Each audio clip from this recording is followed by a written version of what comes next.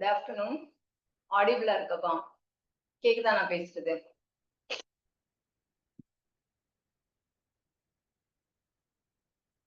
Message பண்ணுங்க.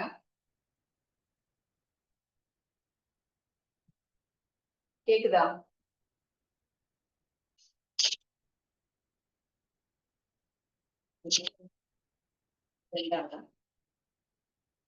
Hello, good ஆஃப்டர்நூன்ப்பா. கேக்குதா?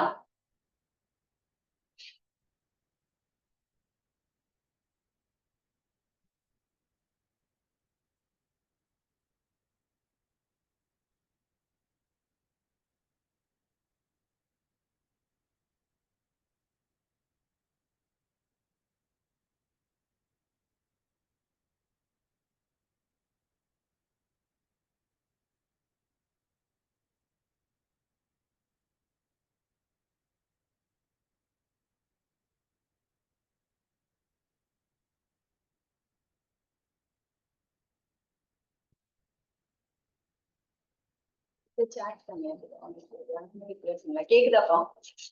ஆடிபிளா இருக்க நான் பேசுறது கேக்குதா?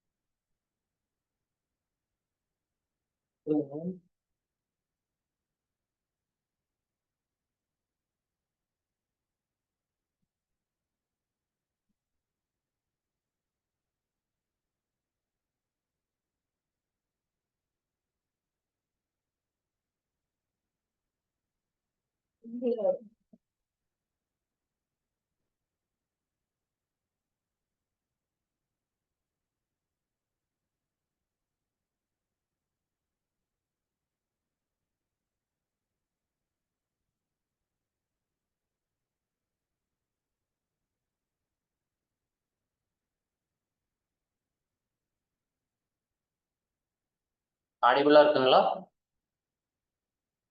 இப்போ எனக்கு ஒரு ஒரு 4-5 பேராவது எனக்கு ஒரு மெசேஜ் போடுங்களேன். கன்ஃபார்ம் பண்ணிக்க, சேட் எல்லாருக்கும் வருதான்னு confirm பண்ணிக்கிறதுக்காக.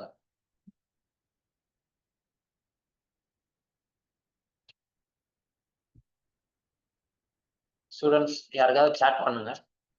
Okay okay okay okay, thank you ma'am. இங்கே வந்து எவ்ரி ஒன்.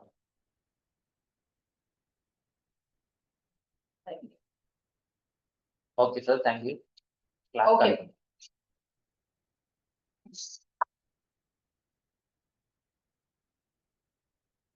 சரி, குட் ஆஃப்டர்நூன்ப்பா. நேற்று டிரான்ஸ்ஃபார்மரோட பேசிக்ஸ் பார்த்தோம். சரியா? ஸோ டிரான்ஸ்ஃபார்மர்னா என்ன, ஜஸ்ட் ஒரு 10 மினிட்ஸ் ரீகால் பண்ணிட்டு தென் நம்ம நெக்ஸ்ட் டாபிக் போகலாம். ஓகேவா? ஸோ டிரான்ஸ்ஃபார்மர்னா என்ன, டிரான்ஸ்ஃபார்மரோட பிரின்சிபல் என்ன, டிரான்ஸ்ஃபார்மர்ல என்னென்ன பார்ட்ஸ் இருக்கு, டிரான்ஸ்ஃபார்மரோட ரேட்டிங், டிரான்ஸ்ஃபார்மரை எப்படி அதோட யூனிட் என்ன, தட் இஸ் எப்படி ரேட் பண்றோம், அதோட whether it is rated in KVA or KW. சரியா? ஸோ இதெல்லாம் பார்த்துக்கமா. டிரான்ஸ்ஃபர்மேஷன் ரேஷியோனா என்ன, எப்படி வந்துட்டு ஒர்க் ஆகுது, பிரின்சிபல் ஆஃப் ஒர்க்கிங், இதெல்லாம் பார்த்து. இப்போ டிரான்ஸ்ஃபார்மர்னா என்ன, அதோட பேசிக் பிரின்சிபல் என்ன ஞாபகம் இருக்கா? நோட்ஸ் வச்சிருந்தீங்க அப்படின்னா அதை வந்து ஜஸ்ட் ரெஃபர் பண்ணுங்க.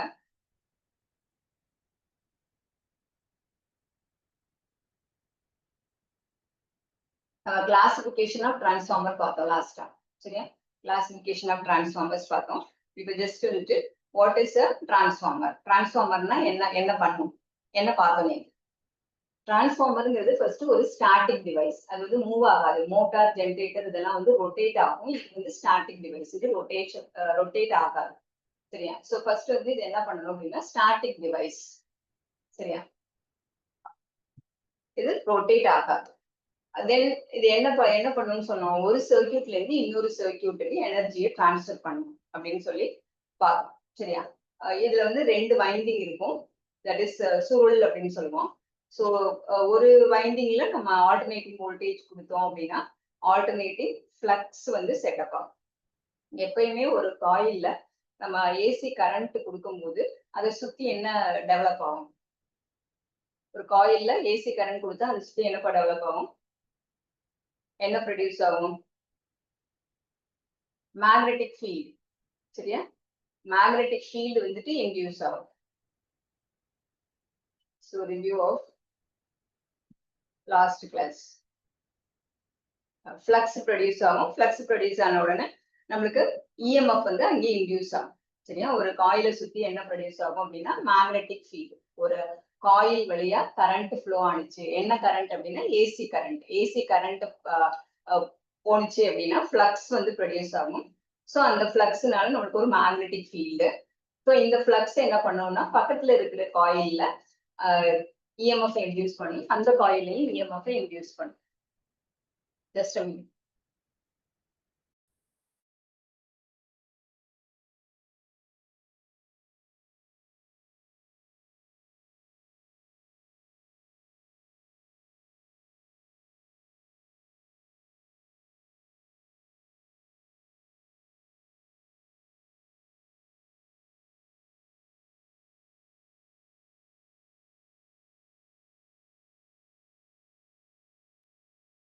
ஓகே பாபா. ஸோ இப்போ இதுதான் வந்து நம்ம லாஸ்ட் கிளாஸ் டிரான்ஸ்ஃபார்மர்னா என்ன அப்படின்னு சொல்லிட்டு பார்த்தோம். ஸோ இப்போ இந்த மியூச்சுவல் இண்டக்ஷன் அப்படின்னா பரிமாற்று மின் தூண்டல். சரி, நம்ம தமிழ்ல வந்து பரிமாற்று மின் தூண்டல்னு சொல்லுவோம். ஒரு சுருள்ல ஒரு காயில்ல மாறுற current, that is variable current. Current வந்து வேரி ஆகும். அந்த மாறுற மின்னோட்டம் கொடுத்தோம் அப்படின்னா அதுக்கு பக்கத்துல இருக்கிற இன்னொரு காயில்ல இன்னொரு சுருள்ல ஒரு என்ன சொல்லுவோம், ஒரு மின்காந்த மாற்றம் வந்துட்டு ஏற்படும். சரியா? மின்காந்த மாற்றம் அப்படிங்கிறது என்னது? Change in flux. ஸோ அதனால அங்க ஒரு மின் இயக்கு விசை, that is electro magnetic force, அதை தான் மின் இயக்கு விசை அப்படின்னு சொல்லுவோம். அது வந்து தூண்டப்படும். சரியா? ஸோ இது வந்து ஒரு சுருள்ல இப்ப ரெண்டு சுருளும் ஒண்ணுக்கு ஒண்ணு பக்கத்துல இருக்கணும். ரெண்டு காயிலும் ஒரு காயில் ஒண்ணுக்கு ஒண்ணு பக்கத்துல இருக்கணும். ஃபர்ஸ்ட் காயில்ல நமக்கு கரண்ட் கொடுக்குறோம், தட் இஸ் மின்னோட்டம் கொடுக்குறோம். சரியா? இந்த மின்னோட்டம் என்ன பண்ணுனா அதை சுத்தி ஒரு காந்தப்புலம் மேக்னெட்டிக் ஃபீல்டை வந்து ப்ரொடியூஸ் பண்ணும். ஸோ இந்த காயில் நம்ம நேற்று பார்த்ததுன்னா இந்த காயில் வழியா நம்ம கரண்ட் ஏசி கரண்ட் கொடுக்குறோம். தட் இஸ் மின்னோட்டம், ஏசி மின்னோட்டத்தை வந்து இதுல கொடுக்குறோம். ஸோ இதை சுத்தி வந்து நம்மளுக்கு என்ன இருக்கும் அப்படின்னா ஃப்ளக்ஸ் வந்து ப்ரொடியூஸ் ஆகும். ஸோ இதை சுத்தி என்ன வரும்? Flux lines. இது வந்துட்டு ஃப்ளக்ஸ் ப்ரொடியூஸ் ஆகும். ஸோ அது வந்து என்ன அப்படின்னா இந்த இந்த மின்னோட்டம் இதுல போற கரண்ட் வந்து நம்மளுக்கு மாறிக்கிட்டே இருந்துச்சு அப்படின்னா, தட் இஸ் ஃபர்ஸ்ட் வந்துட்டு ஒரு 1 ஆம்பியர், அப்புறம் 1.5 ஆம்பியர்ஸ், 2 ஆம்பியர்ஸ், இந்த மாதிரி மாறிக்கிட்டே இருந்துச்சு அப்படின்னா நம்ம நேற்று என்ன பார்த்தோம்? ஃபாரடேஸ் லானா என்னது? Faraday's law of electromagnetic இண்டக்ஷன்னா என்ன? ஒரு காயில்ல ஒரு சுருள்ல போற கரண்ட் வந்துட்டு வேரி ஆகும் போது அதுல இன்டியூஸ் ஆகுற ஃப்ளக்ஸ் இருக்கு இல்லையா, அதுவும் வந்து வேரி ஆகும். ஸோ அப்படி வேரி ஆகும் போது நம்மளுக்கு இஎம்எஃப் இன்டியூஸ் ஆகும். சரியா? அந்த காயில் வந்து அந்த ஃப்ளக்ஸை கட் பண்ணும்போது இஎம்எஃப் வந்து இன்டியூஸ் ஆகும். சரியா? எப்பெல்லாம் அந்த காயில்ல இருக்கிற ஃப்ளக்ஸ் சேஞ்ச் ஆகுதோ அப்பெல்லாம் வந்துட்டு இஎம்எஃப் இன்டியூஸ் ஆகும். எப்பெல்லாம் அந்த ஃப்ளக்ஸ் சேஞ்ச் ஆகும், அந்த கரண்ட் எப்பெல்லாம் சேஞ்ச் ஆகுதோ அப்ப அந்த ஃப்ளக்ஸ் சேஞ்ச் ஆகும். ஸோ ஃப்ளக்ஸ் எப்பெல்லாம் சேஞ்ச் ஆகுதோ அப்ப இஎம்எஃப் இன்டியூஸ் ஆகும். E proportional to EMF. EMF வந்துட்டு ப்ரொபோர்ஷனல் டு d∅/dt. இதான் வந்துட்டு Faraday's law of electromagnetic induction. d∅/dt அப்படின்னா ரேட் ஆஃப், டிங்கிறது எதுக்கு அப்படின்னா ரேட் ஆஃப் சேஞ்ச் ஆஃப். சரியா? d∅ அப்படிங்கிறது சேஞ்ச் இன் ஃப்ளக்ஸ். சரியா? dtங்கிறது change in time. So d∅/dt என்ன சொல்றோம் அப்படின்னா அந்த change in flux with respect to time, rate of change of flux. So d∅/dtங்கிறது வந்து என்ன அப்படின்னா rate of change of flux. சரியா? சோ அப்ப E வந்துட்டு நம்மளுக்கு EMF. சரியா? இந்த டிரான்ஸ்ஃபார்மர் அப்படிங்கிறது ஒரு மின்மாற்றி.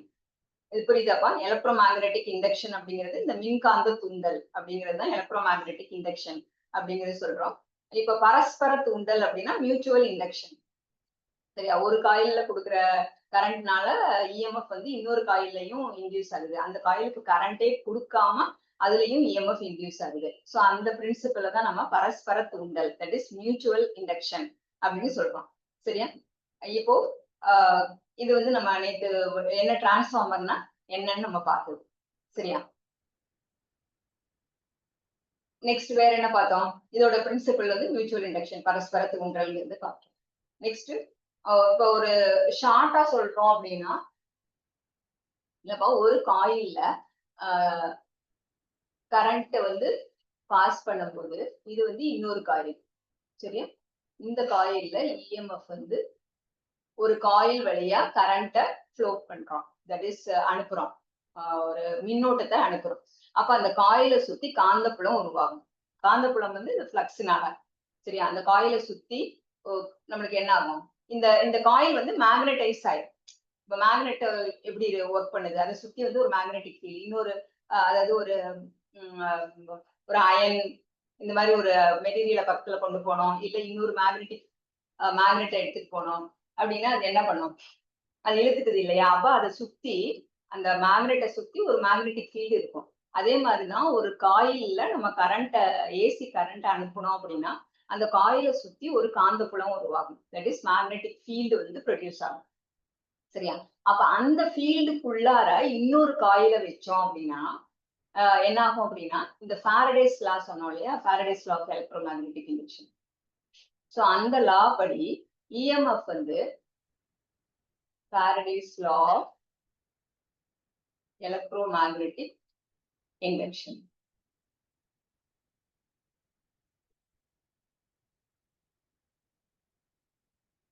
Electromagnetic induction. ஸோ இந்த லா வந்து என்ன சொல்றது அப்படின்னா, எப்பெல்லாம் வந்து ஃப்ளக்ஸ் வந்து சேஞ்ச் ஆகுதோ அப்போ இஎம்எஃப் இன்க்ரீஸ் ஆகும். சரியா? அந்த காயில்ல இருக்கிற ஃப்ளக்ஸ் எப்ப சேஞ்ச் ஆகுதோ அப்பெல்லாம் இஎம்எஃப் இன்டியூஸ் ஆகுது. அந்த சுருள்ல போற கரண்ட் வந்து வேரி ஆகும். ஆல்டர்னேட்டிங்னாவே என்னது? இதுதானே பார்த்தோம் நம்ம. ஆல்டர்னேட்டிங்னாவே வந்து இங்க பாருங்க, இந்த டைம் வந்து இப்போ T1 செகண்ட் அப்படின்னா அதுக்கு கரண்ட் வந்து இங்க இருக்கும். இப்ப 2 செகண்ட்ஸ் அப்படின்னா அதுக்கு கரண்ட் வேரி ஆகும். 3 அப்படின்னா அது வந்து வேரி ஆகும். இதான் வந்து ஆல்டர்னேட்டிங். டைமை பொறுத்து அந்த மின்னோட்டம் வந்துட்டு மாறிக்கிட்டே இருக்கு. சரியா? அப்ப அந்த மாறுற மின்னோட்டம் வந்துட்டு நம்ம அந்த காயில்ல கொடுக்கும்போது அந்த ஃப்ளக்ஸ் இருக்கு இல்லையா, அதுவும் வந்து மாறி மாறிதான் நம்மளுக்கு வரும். சோ அப்ப அந்த ஃப்ளக்ஸ் வந்து மாறுறதுனால நம்மளுக்கு அங்க என்ன உருவாகுது? சோ அங்க அதை சுத்தி ஒரு காந்தப்புலம் உருவாகும். சோ அப்போ ஃபாரடேஸ் லா படி இந்த ஃப்ளக்ஸ் வந்து சேஞ்ச் ஆகும்போது நம்மளுக்கு இஎம்எஃப் இன்டியூஸ் ஆகுது. இஎம்எஃப் அப்படிங்கிறது எனக்கு இஎம்எஃப்ங்கிறது ஃபோர்ஸ். நம்ம சொன்னோம் இல்லையா, இஎம்எஃப்ங்கிறது தமிழ்ல ஒரு மின்னியக்கு விசை. இஎம்எஃப்ங்கிறது என்னன்னா மின்னியக்கு விசை. ங்கிறது இஎம்எஃப், மின்னியக்கு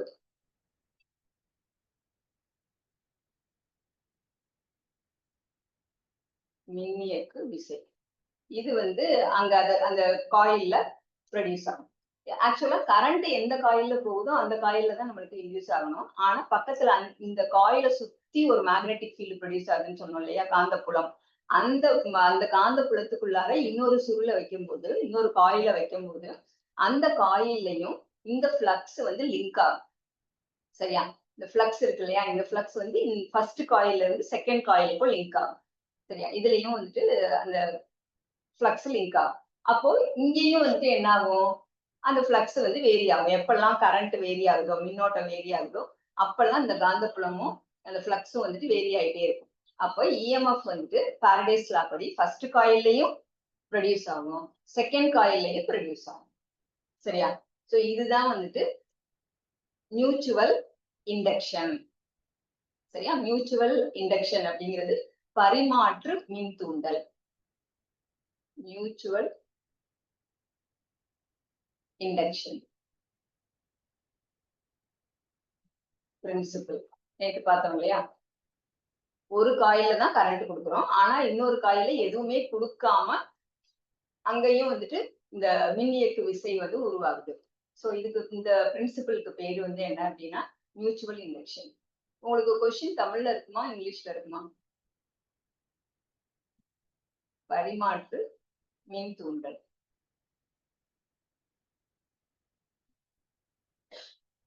கொஸ்டின் தமிழ்ல இருக்குமா இங்கிலீஷ்ல இருக்குமா? ரெண்டுலயும் இருக்குமா? ஓகே. சோ பரிமாற்று மின் தூண்டல் இஎம்எஃப், சரியா? அந்த சாரி மியூச்சுவல் இண்டக்ஷன். இஎம்எஃப் அப்படிங்கிறது மின்னியக்கு விசை. ஓகேவா? இப்ப இது வந்து டிரான்ஸ்ஃபார்மர். டிரான்ஸ்ஃபார்மர் அப்படிங்கிறது நம்ம என்ன சொல்றோம்? Static device. அதாவது அது இயங்காது, அதாவது ஓடாது. இப்ப மோட்டார் அப்படின்னா அது வந்து சுத்திட்டே இருக்கும். இப்ப டிரான்ஸ்ஃபார்மர் அப்படின்னா அது வந்து சுத்தாது. அது என்ன பண்ணும்? ஒரு இடத்துலயே அப்படியே வந்து ஸ்டாட்டிக்கா இருக்கும். அதுல எந்த மூவ் ஆகாது. அதுல இருக்கிற எந்த பார்ட்ஸும் வந்துட்டு மூவ் ஆகாது. இப்ப மோட்டார் அப்படின்னு எடுத்துக்கிட்டோம்னா அதுக்குள்ளார ஆர்மேச்சர் இருக்கும் இல்லையா? அது வந்து என்ன பண்ணும்? அது சுத்தும், ரொட்டேட் ஆகும். ஆனா இங்க வந்து டிரான்ஸ்ஃபார்மர்ல எந்த பார்ட்ஸும் வந்து ரொட்டேட் ஆகாது. சரியா? ஓகேப்பா. சோ அதனால இது வந்து ஸ்டாட்டிக் டிவைஸ். டிரான்ஸ்ஃபார்மர் அப்படிங்கிறது ஸ்டாட்டிக் டிவைஸ்.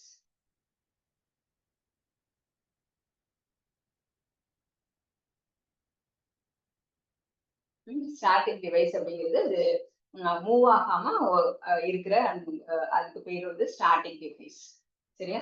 மாற்று மின்னோட்டம் அப்படிங்கிறது ஏசி. ஏசி வந்து எப்படி சொல்றோம்? மாற்று மின்னோட்டம். சரியா? டிசி வந்து கான்ஸ்டன்டா இருக்கும், ஏசிங்கிறது வந்து மாறும். ஓகேவா?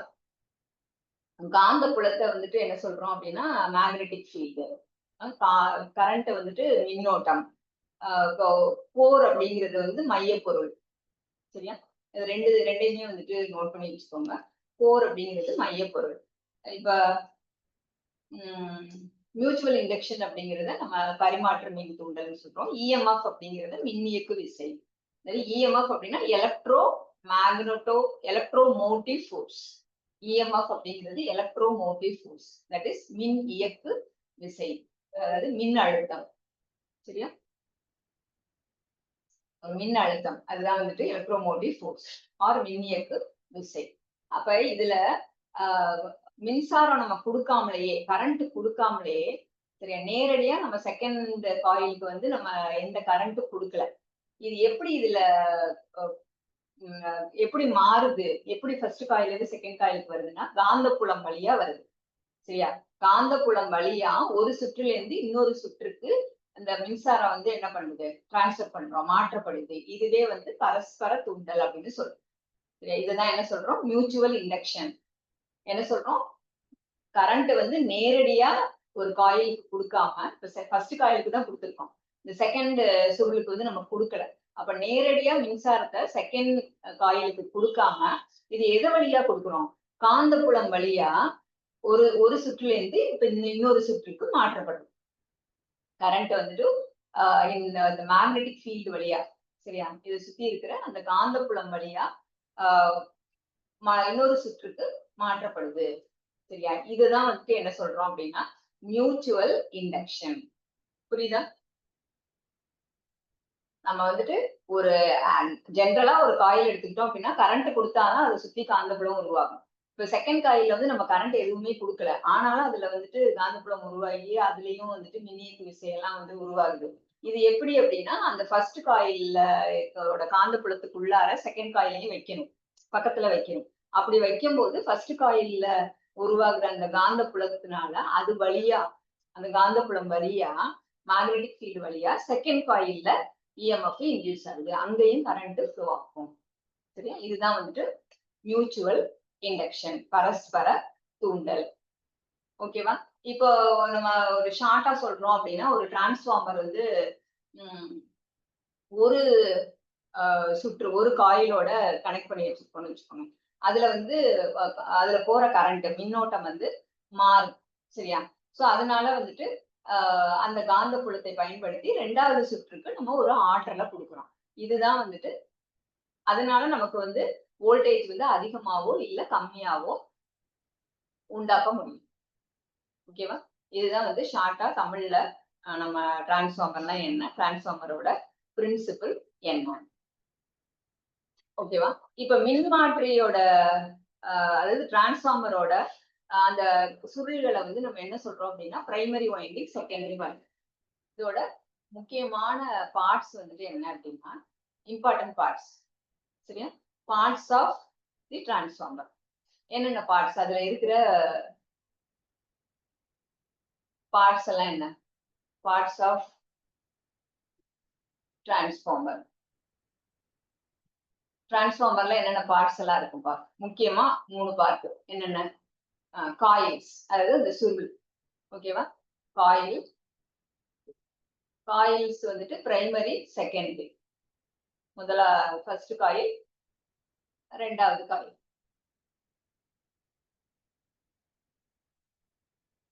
Primary coil, secondary coil. அதுக்கப்புறம் எஸ் ரைட், கோர். கோர் அப்படிங்கிறது நம்மளுக்கு அந்த மைய புள்ளி, சாரி மைய பொருள். மைய பொருள் தானே, தட் இஸ் கோர். சரியா? 2 வைண்டிங்ஸ், பிரைமரி செகண்டரி வைண்டிங்ஸ். தென் நம்ம அது வந்து நீங்க டயக்ராமா கூட போட்டு.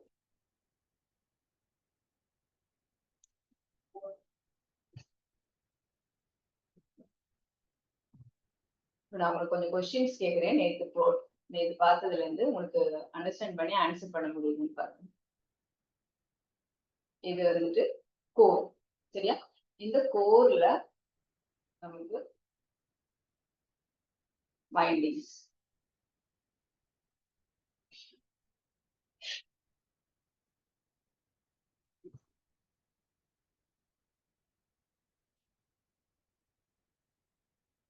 ஓகேவா?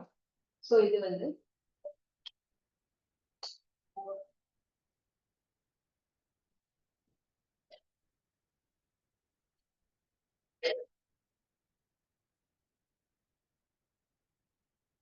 ஓகேவா? இதுல வந்து இதோட மெயினான அதுல இருக்கிற பொருள்லாம் என்ன அப்படின்னா, ஒண்ணு வந்து காயில்ஸ், அந்த 2 coil, primary coil, secondary coil. இன்னொன்னு வந்துட்டு என்ன அப்படின்னா கோர், தட் இஸ் மைய பொருள், தட் இஸ் இரும்பு கோர், அயன் கோர். கோருங்கிறது வந்துட்டு which is an iron core, made up of iron. இது வந்து அயன், இரும்பு.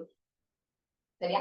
இந்த கோர் வந்து எப்படி இருக்கும் அப்படின்னா, ஒரு லாமினேட்டட் ஷீட்ஸ். லாமினேட்டட் ஷீட்ஸ் அப்படின்னா ஒரு மெல்லிய இரும்பு தகடுகள். ரொம்ப அதோட திக்னஸ் வந்துட்டு ரொம்ப கம்மியா இருக்கும். கோர் வந்துட்டு, இந்த கோர் இருக்கு இல்லையா, இப்ப இந்த ரெக்டாங்கிளா போட்டிருக்கேன் இல்லையா, இந்த கோர் வந்து எப்படி இருக்கும்? இந்த அயன் கோர் வந்துட்டு எப்படி இருக்கும் அப்படின்னா, மெல்லிய இரும்பு தகடுகள். அதுதான் வந்துட்டு என்னன்னா laminated sheets. It is made up of laminated sheets.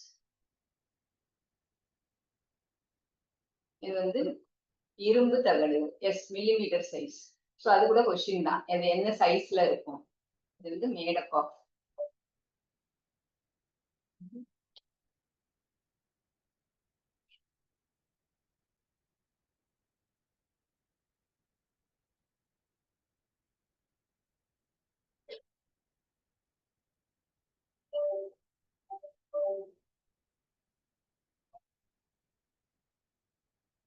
ஓகேவா? Made up of problem.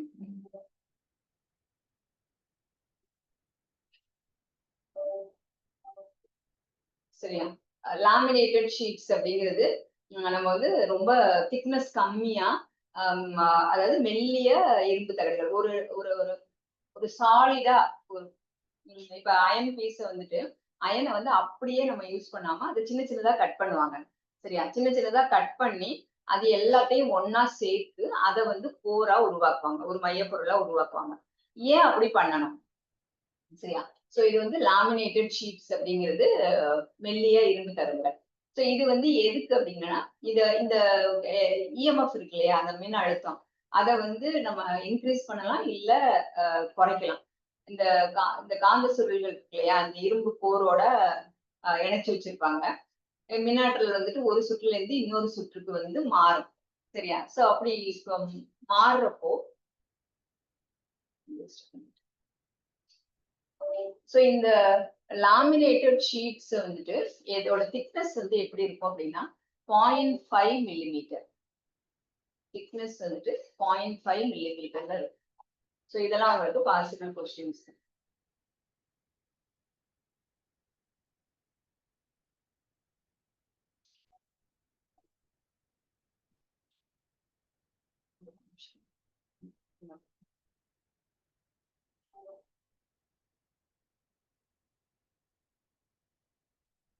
0.5 millimeter. இதோட thickness வந்துட்டு 0.5 millimeter. சரியா? thickness of the lamination, that is அந்த மில் அந்த சின்ன சின்னதா வெட்டுறோம் இல்லையா, ஸோ அது வந்துட்டு 0.4ல இருந்து 0.35 to 0.5 millimeter சைஸ்ல இருக்கும். ஏன் வந்துட்டு அதை நம்ம அந்த மாதிரி சின்ன சின்னதா கட் பண்ணி யூஸ் பண்ணணும்? ஸோ அதுக்கு பதிலா வந்துட்டு நம்ம ஏன் டைரக்டாவே யூஸ் பண்ணக்கூடாது?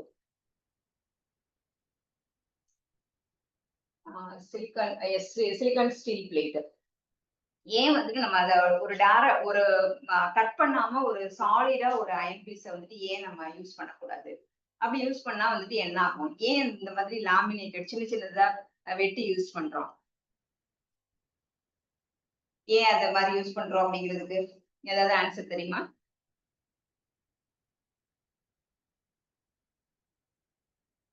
ஏன்னா நம்மளுக்கு கோர் வந்து அயன் மெட்டீரியல் யூஸ் பண்றோம் இல்லையா, கோர் வந்து என்ன மெட்டீரியல் யூஸ் பண்றோம்? கோர் வந்து மேட் அப் ஆஃப் அயன். சரியா?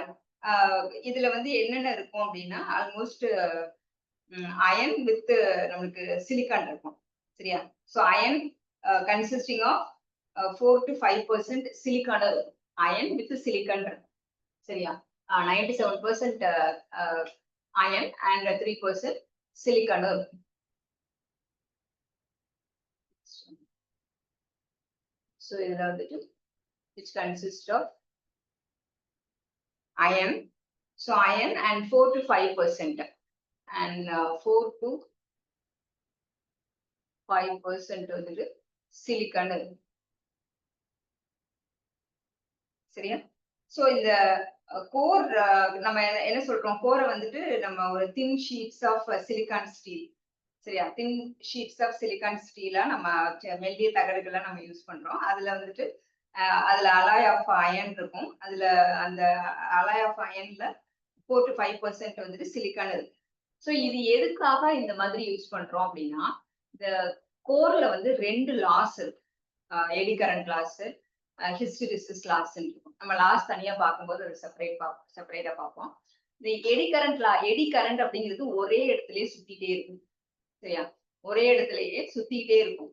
அந்த இப்ப ஒரே இடத்துல ரொம்ப நேரம் சுத்திட்டே இருக்கு அப்படின்னா அந்த இடத்துல வந்துட்டு என்ன ஆகும்? ஹீட் அதிகமாகும். ஹீட் அதிகமானுச்சு அப்படின்னா அந்த இடத்துல லாஸ் வந்துட்டு அதிகமாகும். சரியா? சோ அதுக்கு பேரு வந்துட்டு என்னன்னா, அந்த லாஸுக்கு பேரு எடி கரண்ட் லாஸ். அந்த லாஸ வந்து மினிமைஸ் பண்றதுக்கு, குறைக்கிறதுக்காக என்ன பண்ணுவாங்கன்னா, இந்த லாமினேட்டட் சிலிக்கான் ஷீட்ஸ் வந்துட்டு யூஸ் பண்ணுவாங்க. சரியா? லாமினேட்டட் சிலிக்கான் ஸ்டீல் ஷீட்ஸ் இத நம்ம யூஸ் பண்றோம். இது எப்படி வந்துட்டு அந்த லாஸ வந்துட்டு ரெடியூஸ் பண்ணுது அப்படின்னா, நம்ம திக்னஸ் கம்மியாக ஆக ஏரியா வந்துட்டு என்ன ஆகும்? இப்போ ஆர் வந்துட்டு என்னது?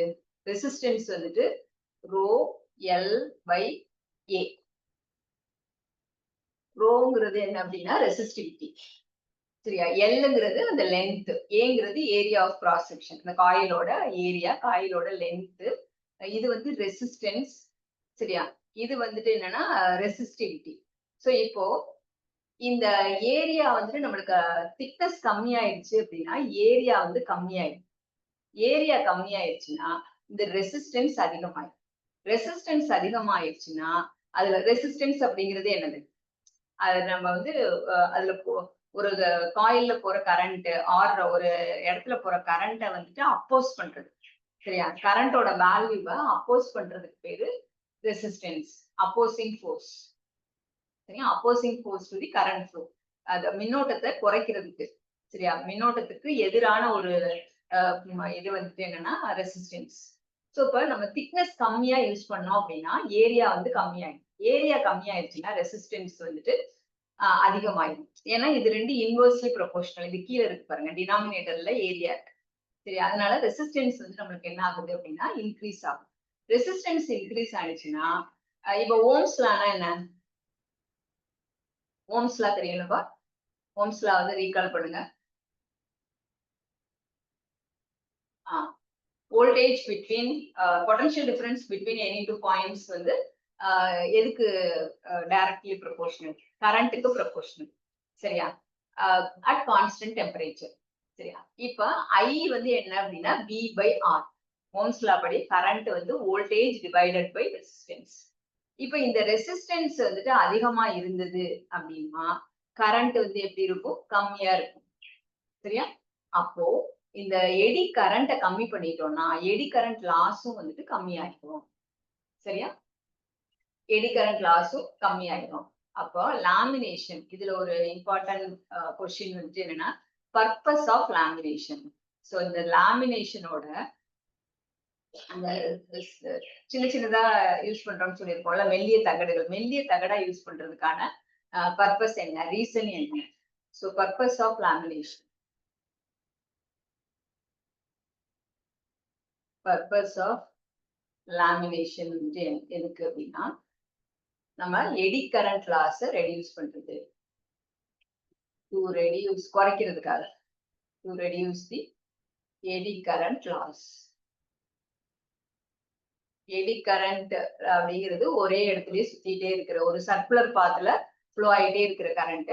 அந்த கரண்ட் வந்துட்டு என்ன பண்ணும் அப்படின்னா நம்மளுக்கு டெம்பரேச்சர் அதிகப்படுத்தி கொடுத்து நம்மளுக்கு லாஸ வந்துட்டு ஹீட் அதிகமானுச்சுன்னா அந்த இடத்துல வந்துட்டு லாஸ் அதிகமாகும். சரியா? அந்த லாஸ குறைக்கிறதுக்காக நம்ம திக்னஸ் கம்மியா இருக்கிற ஷீட்ஸை நம்ம யூஸ் பண்றோம். இந்த லாமினேஷன்ஸ் எல்லாம் எப்படி இருக்கும் அப்படின்னா நம்மளுக்கு எல் ஷேப்ல இருக்கலாம், இன்வெர்டட் எல்ல இருக்கலாம், இப்படி இருக்கலாம். சரியா? இல்ல இந்த மாதிரி இருக்கலாம். இது வந்து இன்வெர்ட் வி ஷேப். இந்த மாதிரி இருக்கலாம். தென் ஐ ஷேப், இன்வெர்டட் எல். ஸோ இதெல்லாம் வந்துட்டு லாமினேஷன்ஸ் இந்த மாதிரி கட் பண்ணுவாங்க. எல் ஷேப் ஐ இதெல்லாம் வந்துட்டு இப்ப 2 எல்ல வந்து இந்த இடத்துல வச்சு இந்த எல்லையும் இந்த எல்லையும் வச்சோம் அப்படின்னா நம்மளுக்கு வந்து ஸ்கொயர் ஷேப்ல ஒரு என்ன வந்துடும், கோர் வந்து ஃபார்ம் ஆயிடும். சரியா? சோ அதே மாதிரி இந்த இடத்துல ஒரு ஐ வச்சிருவாங்க. சரி, இது மாதிரி நிறைய பிளேட்ஸ ஒண்ணு மேல ஒண்ணு அப்படியே அடுக்கி வச்சு வச்சு நம்மளுக்கு கோரை வந்து உருவாக்குவாங்க. ஒரே மெட்டீரியல் ஒரு ஒரு பெருசா ஒரு அயனை வந்துட்டு ஸ்கொயர் ஷேப்ல கட் பண்ணி யூஸ் பண்ணாம அத வந்து சின்ன சின்ன திக்னஸ் கம்மியான மெல்லிய தகடுகளா கட் பண்ணி, சோ என்ன ஷேப்ல கட் பண்ணுவாங்க அப்படின்னா எல், ஐ, இன்வெர்டட் எல் அந்த மாதிரி ஷேப்ஸ்ல கட் பண்ணி அத ஸ்கொயர் ஷேப்புக்கு அடுக்குவாங்க. சோ இப்ப இது ரெண்டுத்தையும் இப்ப இது மாதிரி யூஸ் பண்ணலாம் இல்லையா? இந்த 2 எல்லை இந்த இடத்துல வந்துட்டு நம்ம ஜாயின்ஸ் கொடுத்துருவாங்க. சோ இப்ப இது வந்து ஒரு கோர். இது மாதிரி நிறைய மேல மேல அடிக்கிடுவாங்க. சோ இதுதான் வந்துட்டு லாமினேட்டட் ஷீட்ஸ். சோ ஏன் இந்த மாதிரி பண்றோங்கிறதுக்கு இப்பதான் பார்த்தோம். எடி கரண்ட் லாஸ் மினிமைஸ் பண்றதுக்கு. அப்போ இதுல இம்பார்ட்டன்ட் கொஸ்டின் வந்துட்டு என்ன அப்படின்னா ஏன் மெல்லிய தகடுகளா கோரை யூஸ் பண்றோம், கோர்ல மெல்லிய தகடுகளை சேர்த்து ஏன் யூஸ் பண்றோம் அப்படின்னா எடி கரண்ட் லாஸ குறைக்கிறதுக்காக. சரியா? அப்புறம் கோர் வந்து இதுல இன்னொரு கொஸ்டின் வந்துட்டு என்னன்னா கோர் வந்து மேடப் ஆஃப் என்ன மெட்டீரியல்? சரியா? இந்த மையப்பொருள் வந்து எதனால உருவாக்கப்பட்டது? சரியா? எதனால உருவாக்கப்பட்டதுன்னா அயன் பிளஸ் சிலிக்கான். சோ அயன்னாலையும் சிலிக்கன்னாலையும் உருவாக்கப்படுது. நம்மளுக்கு அங்க கொடுத்துருக்கிறது வந்து வெறும் அயன் மட்டும் அப்படின்னா நீங்க அயன் அதை மட்டும் சூஸ் பண்ணிக்கணும். சரி, ஓகே. சோ இது வந்துட்டு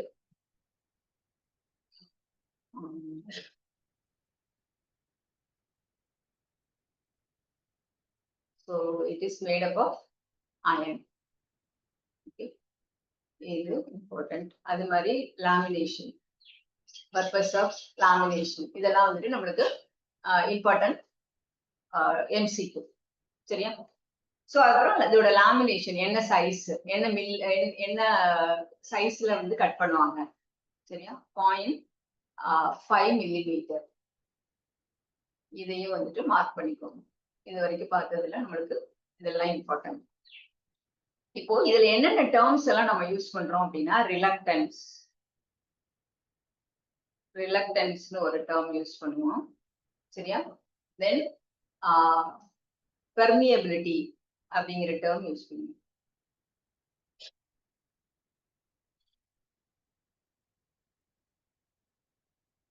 ரிலக்டன்ஸ் அண்ட் பெர்மியபிலிட்டி. ஸோ இப்போ ரிலக்டன்ஸ்னா என்ன, ஏன் வந்து அயன் கோரை யூஸ் பண்ணணும்? ஸோ அதுக்குதான் வந்துட்டு இந்த டேர்ம்ஸ் எல்லாம் நம்ம யூஸ் பண்ணணும். சரியா? பர்மியபிலிட்டி அண்ட் ரிலக்டன்ஸ் தமிழ்ல என்ன மீனிங்? ரிலக்டன்ஸ்னா என்னது? ரிலக்டன்ஸ்ங்கிறது வேர்ட் சைஸ் பெருசா எழுதணும். ஓகே. ரிலக்டன்ஸ்ங்கிறது வந்து என்னன்னா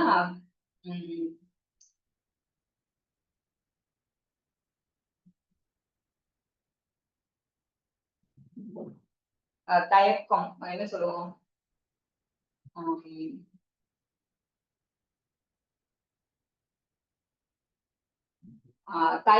தயக்கம் காந்த சுற்றின் தயக்கம் அப்படின்னு சொல்லுவோம். அதுதான் வந்து ரிலக்டன்ஸ்.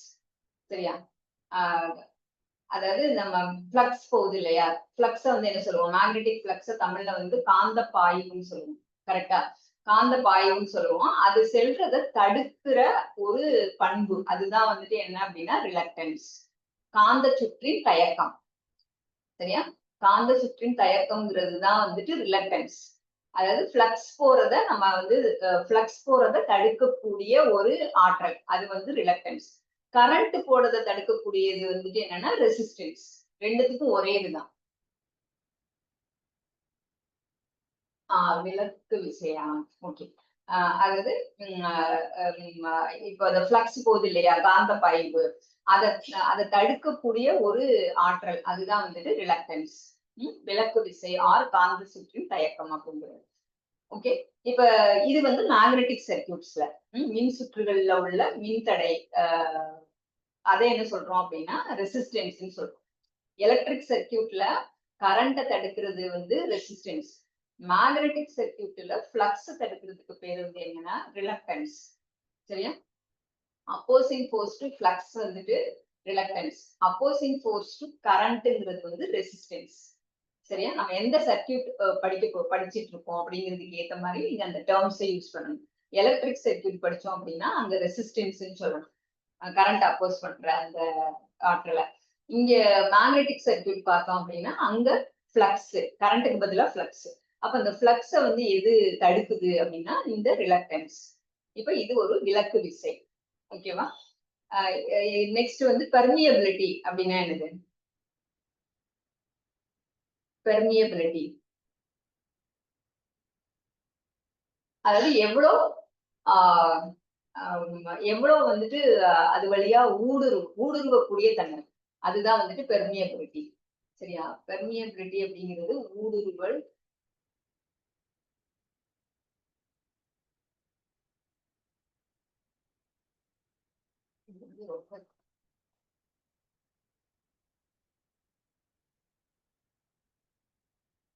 ஊடுருவும் தன்மை. சரியா? அனுமதிக்கிறது.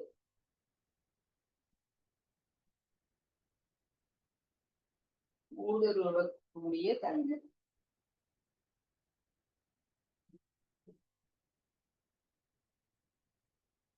இது வந்து எனது விளக்கு விசை.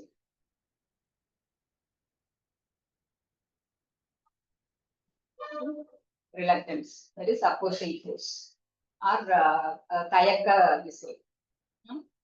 இது இந்த ஊடுருவக்கூடிய தன்மையை தான் என்ன சொல்றோம் அப்படின்னா பர்மியபிலிட்டி அப்படின்னு சொல்றோம். அப்போ அயன் இருந்துச்சு அப்படின்னா போர்ல வந்துட்டு அயன் இருந்தது அப்படின்னா இது என்ன பண்ணும்? அயன் பிரசன்டா இருந்தாவே அயன் லாசஸ் இருக்கும். ஆனா வந்துட்டு என்னன்னா ஹை பர்மியபிலிட்டி ஊடுருவக்கூடிய தன்மை வந்துட்டு அதிகமா இருக்கும். மேக்னெட்டிக் சர்க்யூட்ல பிளக்ஸ் வந்து அதிகமா ஊடுருவக்கூடிய தன்மை அயனுக்கு இருக்கு. அதனால நம்ம அயனை யூஸ் பண்றோம். அதுல லாசஸ் இருந்தா கூட அதுல அயனோட ஊடுருவக்கூடிய தன்மை வந்துட்டு அதிகமா இருக்கும். சரியா? அந்த பிளக்ஸ் வந்து அது வழியா போறது வந்து அதிகமா இருக்கும். அதனால நம்ம அயனை வந்துட்டு யூஸ் பண்றோம். சரியா? இந்த ஊடுருவக்கூடிய தன்மை அதிகமா இருக்கிறதுனால அதுல இந்த கரண்ட் இருக்கு இல்லையா? அந்த என்ன சொல்றது? அந்த மேக்னிடியூட் ஆஃப் தி கரண்ட், அது பிரைமரியில போற கரண்ட், அது வந்து என்ன ஆகும் அப்படின்னா ஃப்ளக்ஸை வந்து எவ்வளவு தேவையான ஃப்ளக்ஸோ அந்த தேவையான ஃப்ளக்ஸை வந்துட்டு ப்ரொடியூஸ் பண்ணும். சரியா? அந்த கரண்ட் வந்துட்டு நம்மளுக்கு கம்மியா தேவைப்படும்.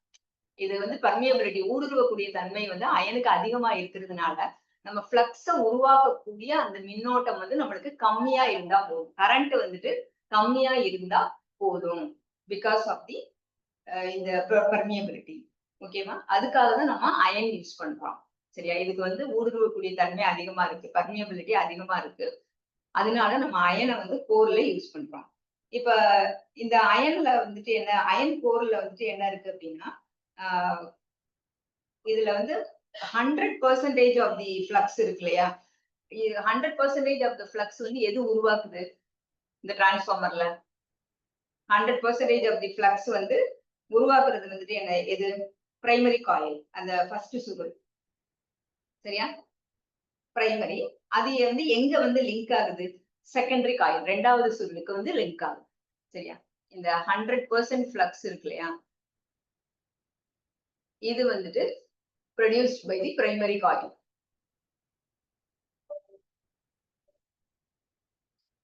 இது வந்து produced by primary coil. அந்த ஃபர்ஸ்ட் சுருள் பிரைமரி காயில்ல தான் வந்துட்டு 100% ஃப்ளக்ஸும் ப்ரொடியூஸ் ஆகும். ஸோ இந்த ஃப்ளக்ஸ்ல ஆல்மோஸ்ட் 99% ஆஃப் த ஃப்ளக்ஸ் வந்து link with the secondary coil. So இந்த ஃப்ளக்ஸ் இருக்கு இல்லையா? இந்த ஃப்ளக்ஸ் வந்துட்டு செகண்டரி காயில்ல லிங்க் ஆகும். So it is to be, இது வந்து லிங்க் வித், இது ஒரு செகண்டரி காயிலோட சேரும். Link with the secondary.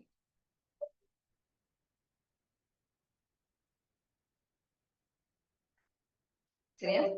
நம்ம ஆல்ரெடி சொல்லிட்டோம். கோர் வந்துட்டு நம்மளுக்கு தின் ஷீட்ஸ் ஆஃப் சிலிக்கான் ஸ்டீலா, மெல்லிய தகடுகளா சேர்த்து ஒரு அயன் அதோட சேர்த்து 4 to 5% சிலிக்கனை சேர்த்து அந்த கோரா நம்ம யூஸ் பண்றோம். இந்த எடி கரண்ட் லாஸ் மினிமைஸ் பண்றதுக்காக தான் அந்த கோரை வந்து நம்ம லாமினேட் பண்றோம். அந்த யூஸ்வலா திக்னஸ் வந்து எவ்வளவு அப்படின்னா 0.5 மில்லிமீட்டர். சரியா? இதுல வந்து வேற என்ன சொல்லலாம்? இப்ப இத பொறுத்து வந்துட்டு நம்ம என்ன சொல்லலாம் அப்படின்னா, கோரை பொறுத்துட்டு, கோரோட பொசிஷன், சோ அதை பொறுத்து அண்ட் வைண்டிங்ஸ், கோரோட பொசிஷனையும் வைண்டிங்கும், எங்க கோரை வைக்கிறோம், எங்க வைண்டிங்க வைக்கிறோம் அப்படிங்கிறத பொறுத்து நம்ம சிங்கிள் ஃபேஸ் டிரான்ஸ்ஃபார்மரை 2 டைப்பா சொல்லலாம். கோர் டைப் ஒண்ணு, ஷெல் டைப் ஒண்ணு. நேத்து பார்த்தோம் இல்லையா கிளாசிபிகேஷன்? கோர் டைப்னா என்ன?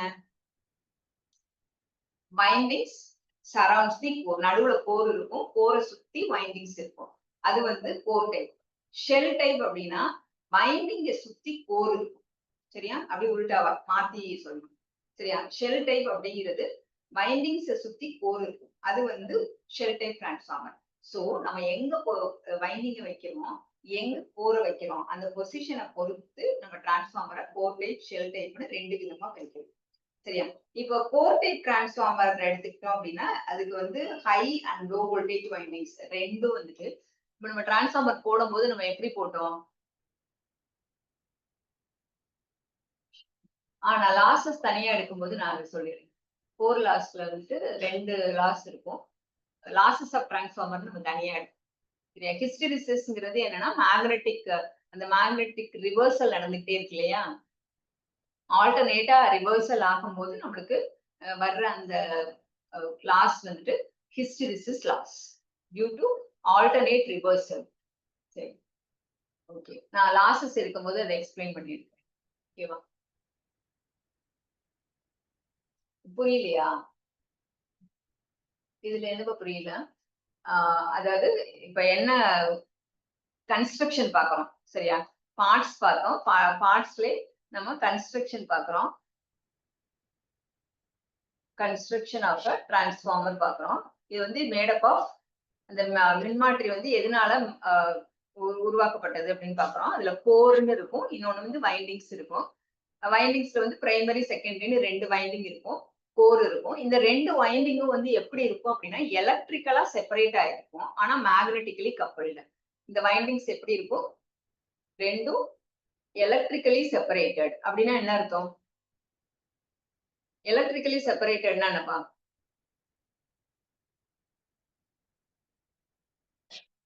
But magnetically coupled. magnetically coupled. எலக்ட்ரிக்கலா இது ரெண்டுத்துக்கும் சேர்த்து கனெக்ஷன் கொடுக்கறது இல்ல. பிரைமரிக்கு மட்டும்தான் நம்ம சப்ளை கொடுக்குறோம், செகண்டரிக்கு கொடுக்கறது இல்ல. ஸோ இது வந்து எலக்ட்ரிக்கலி செப்பரேட்டட். மேக்னெட்டிக்கலி கப்பல்டு அப்படின்னா ரெண்டும் மேக்னெட்டிக் அந்த காந்தப்புலம் வழியா ரெண்டும் வந்து கனெக்ட் ஆயிடும். சரியா? அப்போ இந்த ரெண்டு இது கூட ஒரு கொஸ்டின் தான். அந்த 2 coils in a transformer, 2 winding transformer வந்து electrically separated but magnetically coupled. காந்தப்புலம் வழியா ரெண்டும் கனெக்ட் ஆயிருக்கும்.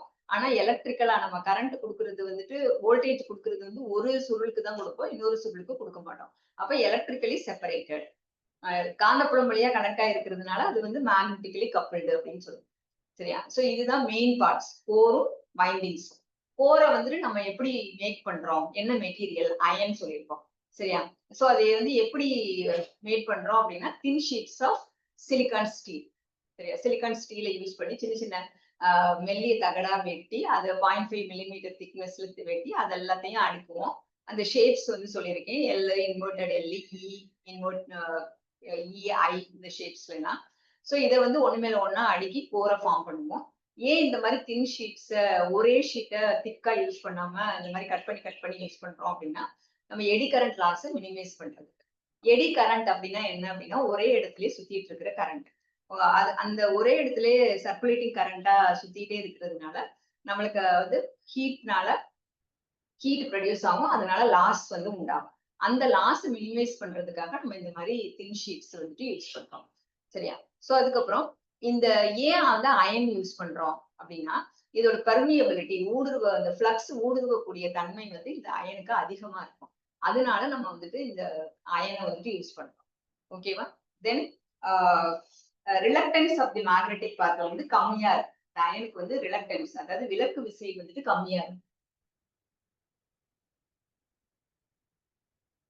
ரிலக்டன்ஸ் அண்ட் பெர்மியபிலிட்டியா ஏன் வந்துட்டு அயன் யூஸ் பண்றோம் அப்படிங்கிறதுக்கான ரீசன் வந்து ரிலக்டன்ஸும் பெர்மியபிலிட்டியும். ரிலக்டன்ஸ் அப்படிங்கிறது வந்து என்னன்னா ஃப்ளக்ஸ தடுக்கிற ஒரு ஆற்றல். சரியா? ஃப்ளக்ஸ் போறதை தடுக்கிற ஆற்றல். நம்மளுக்கு இங்க ஃப்ளக்ஸ் வந்து அதிகமா இருந்தாதான் நமக்கு காந்தப்புலமே அதிகமா உருவாக்க முடியும். காந்தப்புலத்து வழியா தான் ஒரு காயில்ல இருந்து இன்னொரு காயிலுக்கு வந்துட்டு நம்ம அந்த பரிமாற்ற மின் தூண்டல் வழியா நமக்கு இஎம்எஃப் மின் அழுத்தம் வந்து அடுத்த காயில்ல இன்டியூஸ் ஆகும். அப்ப இந்த ரிலக்டன்ஸ் வந்து எந்த மெட்டீரியலுக்கு கம்மியா இருக்கோ அந்த மெட்டீரியலை தான் கோரா யூஸ் பண்ணுவாங்க. சரியா? அப்ப இந்த அயன் எடுத்துக்கிட்டோம் அப்படின்னா அந்த ஃப்ளக்ஸை தடுக்கக்கூடிய அந்த ஆற்றல் வந்து அயனுக்கு கம்மியா இருக்கும். இது வந்து நிறைய ஃப்ளக்ஸை வந்து அது வழியா அனுமதிக்கும். சரியா? அது வழியா நிறைய ஃப்ளக்ஸ் போறதுக்கு அனுமதிக்கும். இது வேற மெட்டீரியல் எடுத்தோம், அயனை தவிர வேற மெட்டீரியல் எடுத்தோம்னா ஃப்ளக்ஸ் எல்லாம் வந்துட்டு அதிகமா அனுப்பாது, பர்மியபிலிட்டி வந்து கம்மியா இருக்கும். அந்த ஃப்ளக்ஸ் அந்த மெட்டீரியல் வழியா ஊடுருவக்கூடிய தன்மை வந்துட்டு கம்மியா இருக்கும். ஃப்ளக்ஸ் கம்மியா இருந்ததுன்னா நம்ம வந்துட்டு இந்த மியூச்சுவல் இண்டக்ஷன்லாம் நமக்கு வராது. சரியா? சோ அப்ப ஏன் வந்துட்டு அயனை யூஸ் பண்றோம் அப்படிங்கிறதுக்கு வந்து இந்த ரிலக்டன்ஸ் அண்ட் பெர்மியபிலிட்டி இந்த இடத்துல வேணா நீங்க நோட் பண்ணிக்கோங்க. why iron is used as used for food. சரியா? Because of low reluctance. So அயனுக்கு வந்துட்டு என்ன இருக்கும் அப்படின்னா லோ ரிலக்டன்ஸ், அதாவது ஃப்ளக்ஸை அப்போஸ் பண்ற அந்த ஆற்றல் வந்து கம்மியா இருக்கு. நம்மளுக்கு வந்து அதிகமான ஃப்ளக்ஸ் தான் போகணும். இதை அப்போஸ் பண்ணிச்சு அப்படின்னா நமக்கு ஃப்ளக்ஸே போகாது. சரியா? ஸோ அப்ப அயனுக்கு வந்துட்டு அந்த தடுக்கக்கூடிய ஆற்றல் கம்மியா இருக்கும். ஸோ அது வந்து ஒரு அட்வான்டேஜ். நெக்ஸ்ட் வந்துட்டு ஊடுருவக்கூடிய தன்மை, ஃப்ளக்ஸ் ஊடுருவக்கூடிய தன்மை வந்து அதிகமா இருக்கு. சரியா? High permeability. நடுவுல தானப்ப கோர் வச்சிருக்கோம், அது வழியா வந்துட்டு என்ன போகணும், பிரைமரிக்கு ஒரு சுருளுக்கு மின்னோட்டம் கொடுத்த உடனே அது வழியா நமக்கு ஃப்ளக்ஸ் ப்ரொடியூஸ் ஆகி மேக்னெட்டிக் ஃபீல்டு ஃபார்ம் ஆகி அது செகண்டரியோட லிங்க் ஆகி அதுக்கு போகணும். ஸோ அப்படி போகணும்னா இது வந்து அனுப்பணும், கோர் வந்து நிறைய ஃப்ளக்ஸை வந்துட்டு அனுப்பணும். சரியா? இப்போ பிரைமரியில இன்டியூஸ் ஆகுற 100% ஆஃப் தி ஃப்ளக்ஸ்ல முக்கால்வாசி 99% வந்து செகண்டரிக்கு லிங்க் ஆகும். அப்படி லிங்க் ஆகணும்னா அந்த அயன் வழியா அந்த கோர் வழியா போற ஃப்ளக்ஸ் வந்து அந்த கோர் வந்து அந்த ஃப்ளக்ஸை வந்து போறதுக்கு வழிவிடணும். சரியா? அது வழியா ஊடுருவக்கூடிய தன்மை வந்து இதுக்கு அதிகமா இருக்கணும். சரியா?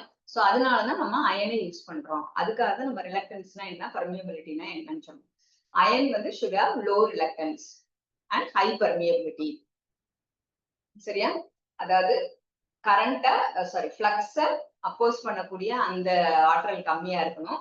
பர்மியபிலிட்டி வந்துட்டு ஊடுருவக்கூடிய ஃப்ளக்ஸ வந்து அதிகமா அனுப்பக்கூடிய அந்த தன்மை வந்து இதுக்கு அதிகமா இருக்கணும். அதனால அயனை யூஸ்.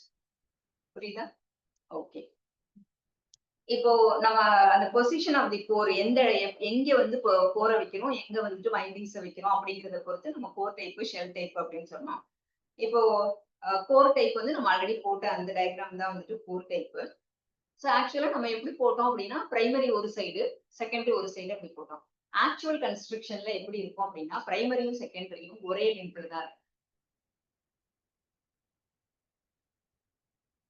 ஏன் அப்படின்னா, ஏன் வந்து நம்ம சும்மா டயக்ராம் சிம்பிளா போடுறதுக்காக நம்மளுக்கு பிரைமரி செகண்டரியும் ஒரே இதுல போட்டிருக்காங்க.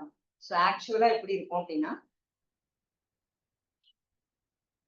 இது வந்து பிரைமரி, இதுலயே பாதி வந்து இந்த இது கொடுத்துருப்பாங்க. சரியா? இது வந்து பிரைமரி வைண்டிங். ஏன்னா பக்கத்துல பக்கத்துல இருந்தாதான் நம்மளுக்கு வந்து என்ன வரும், மியூச்சுவல் இண்டக்ஷன் வந்துட்டு அதிகமா கிடைக்கும். எல்லா ஃப்ளக்ஸும் பிரைமரியில இன்டியூஸ் ஆகிற ஃப்ளக்ஸ் பூரா செகண்டரியில இன்டியூஸ் ஆகணும்.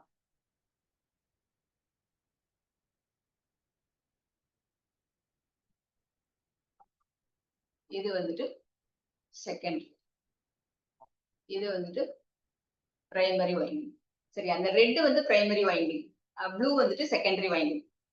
இது வந்துட்டு கோர். சரியா? இதுல வந்து என்ன ஆகும் அப்படின்னா, ஒரே லிம்ப்ல இந்த வைண்டிங் போட்டிருக்கோம் இல்லையா, அதை வந்து லிம்ப்னு சொல்லுவோம். சோ அதுல ஒரே லிம்ப்ல பிரைமரியும் இருக்கணும், செகண்டரியும் இருக்கணும். அப்பதான் பிரைமரியும் செகண்டரியும் பாருங்க, ரெட்டும் ப்ளூ பக்கத்துல பக்கத்துல இருக்கா. பிரைமரியும் செகண்டரியும் பக்கத்துல பக்கத்துல இருந்தாதான் நம்மளுக்கு அந்த மியூச்சுவல் இண்டக்ஷன் பிரின்சிபல் வந்துட்டு எஃபிஷியன்டா ஒர்க் ஆகும். அப்பதான் பிரைமரியில இன்டியூஸ் ஆகிற ஃபிளக்ஸ் பூரா செகண்டரியில இன்டியூஸ் லிங்க் ஆகும். சரியா? சோ அது இதுக்கு பேரு வந்து என்னன்னா இன்டர்லீவ்டு வைண்டிங். இதுக்கு பேர் என்ன, ஒரே லிம்ப்ல ரெண்டு வைண்டிங்கும் வைக்கிறது. அதுக்கு பேரு இன்டர்லீவ்டு வைண்டிங். சரியா? Interleave winding. இது இப்படிதான் ஆக்சுவலா டிரான்ஸ்ஃபார்மர்ல கன்ஸ்ட்ரக்ஷன் இருக்கும்.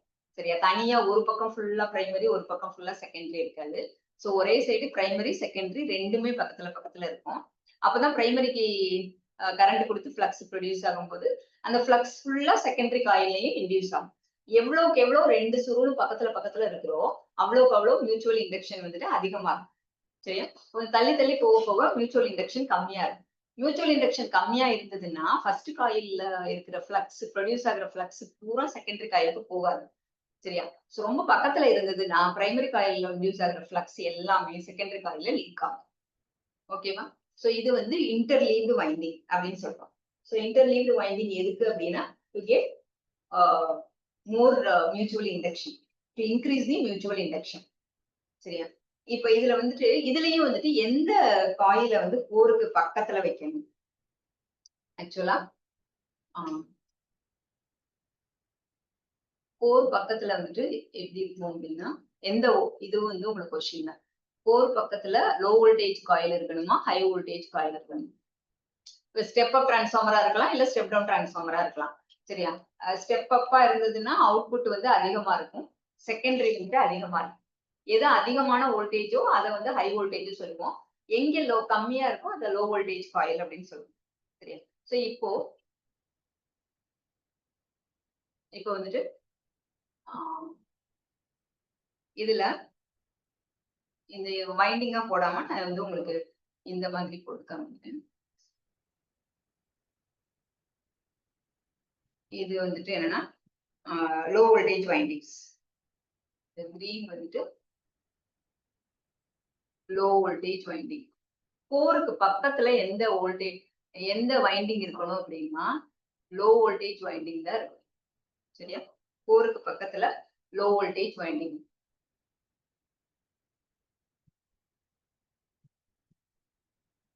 நடுவுல கனெக்ஷன் போட்டேன், ஆக்சுவலா நடுவுல இருக்கு.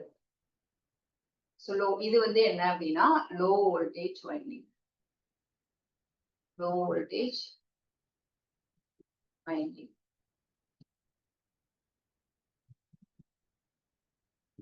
லோ வோல்டேஜ் வைண்டிங் தான் என்ன சொல்றோம்னா எல்வி வைண்டிங்.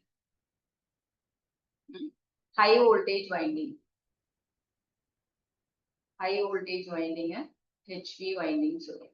ஸோ இந்த ஹை வோல்டேஜ் வைண்டிங் இப்போ எங்க இருக்கும் அப்படின்னா, ஹை வோல்டேஜ் வைண்டிங் எங்க இருக்கும்? லோ வோல்டேஜுக்கு அடுத்தது, சரியா, இந்த பக்கம்.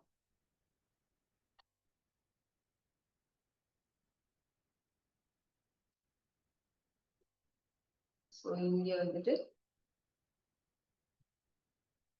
இங்க நம்மளுக்கு வந்து ஹை வோல்டேஜ் வைண்டிங் வச்சிருக்காங்க. லோ வோல்டேஜ்க்கு அப்புறம் ஹை வோல்டேஜ். அது மாதிரி இந்த சைடு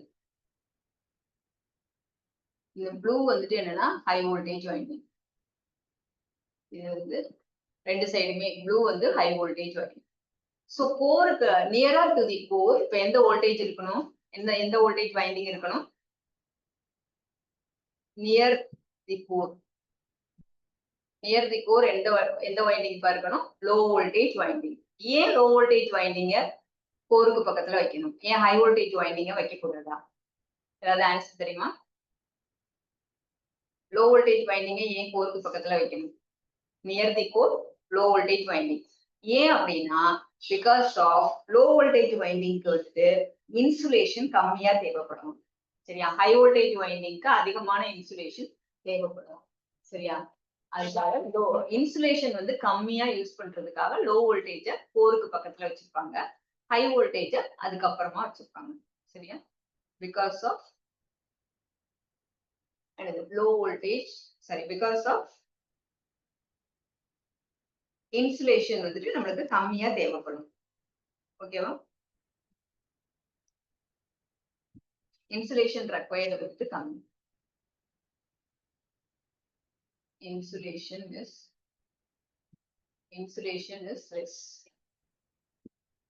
less insulation. ஓகேவா? சோ இதனால நம்ம கோருக்கு பக்கத்துல லோ வோல்டேஜையும் அது லோ வோல்டேஜ்க்கு அப்புறம் ஹை வோல்டேஜையும் வைப்போம். இது வந்து என்னது? Core type transformer.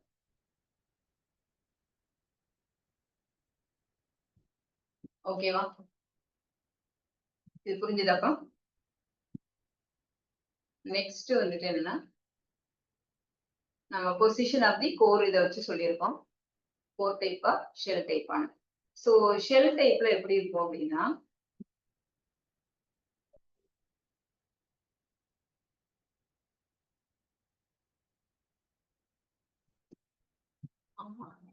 ஷெல் டைப்ல நமக்கு சாண்ட்விச் வைண்டிங்கா.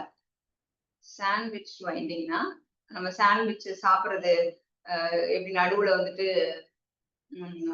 ஸ்டஃப் இருக்கும் இல்லையா? ஸோ அது மாதிரி இங்க வந்து என்னன்னா கோரு வைண்டிங்ஸ் வந்து நடுவுல இருக்கும். இந்த வைண்டிங்ஸ் வந்துட்டு எப்படி இருக்கும் அப்படின்னா லோ வோல்டேஜ் ஹை வோல்டேஜ் இப்படி மாத்தி மாத்தி இருக்கும்.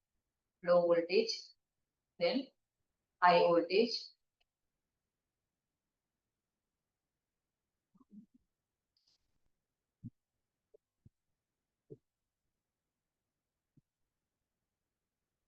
then low voltage,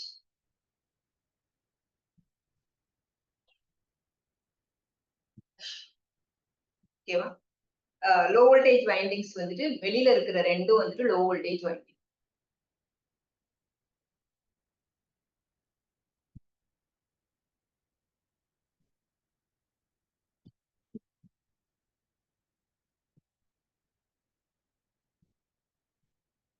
கிரீன் வந்துட்டு low voltage winding.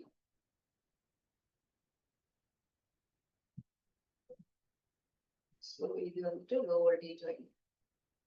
High voltage winding வந்து இது ரெண்டுத்துக்கும் இடையில இருக்கு. Just sandwich between two low voltage winding. So இந்த காயில்ஸ் வந்து எப்படி அரேஞ்ச் ஆயிருக்கு அப்படின்னு கேட்பாங்க question. So here the coils are arrange in sandwich manner. Low voltage winding, high voltage winding is sandwiched between two low voltage windings. So இந்த coils வந்து எப்படி இருக்கும்னா sandwiched coils.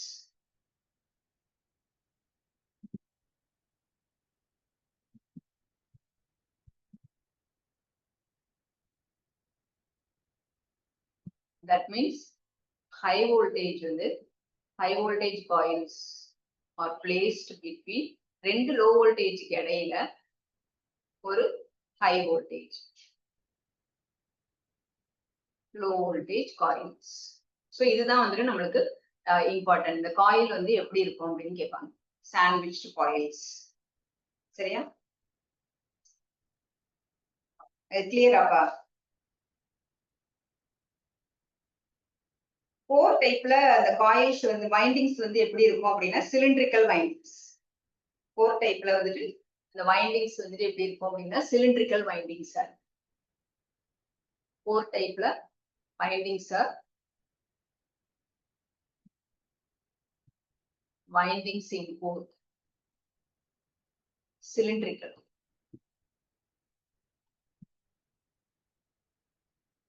சிலிண்ட்ரிக்கல் ஷேப்ல இருக்கும். இங்க வந்துட்டு ஷெல் டைப்ல வந்துட்டு நம்ம சாண்ட்விச் காயில்ஸ் அப்படின்னு சொல்லி சொல்றோம்.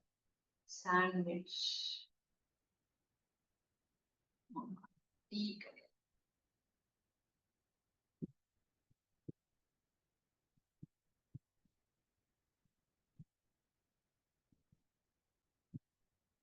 Sandwich coils. சரியாப்பா? புரிஞ்சுதா?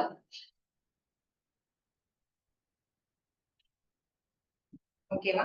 சோ ஜென்ரலா ஷெல் டைப் கன்ஸ்ட்ரக்ஷன் வந்துட்டு எங்க எக்கனாமிக்கல் எங்க யூஸ் பண்றாங்க அப்படின்னா லோ வோல்டேஜ் டிரான்ஸ்ஃபார்மர்ஸ்க்கு.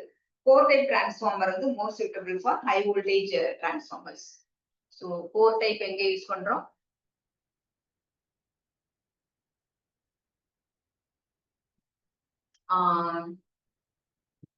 ஒரு நிமிஷம். 4 டைப் வந்துட்டு எங்க யூஸ் பண்றோம் அப்படின்னா இட் இஸ் யூஸ்ட் இன் ரொம்ப கம்மியான வோல்டேஜ் இருக்க டிரான்ஸ்ஃபார்மர்ஸ்ல. It is used for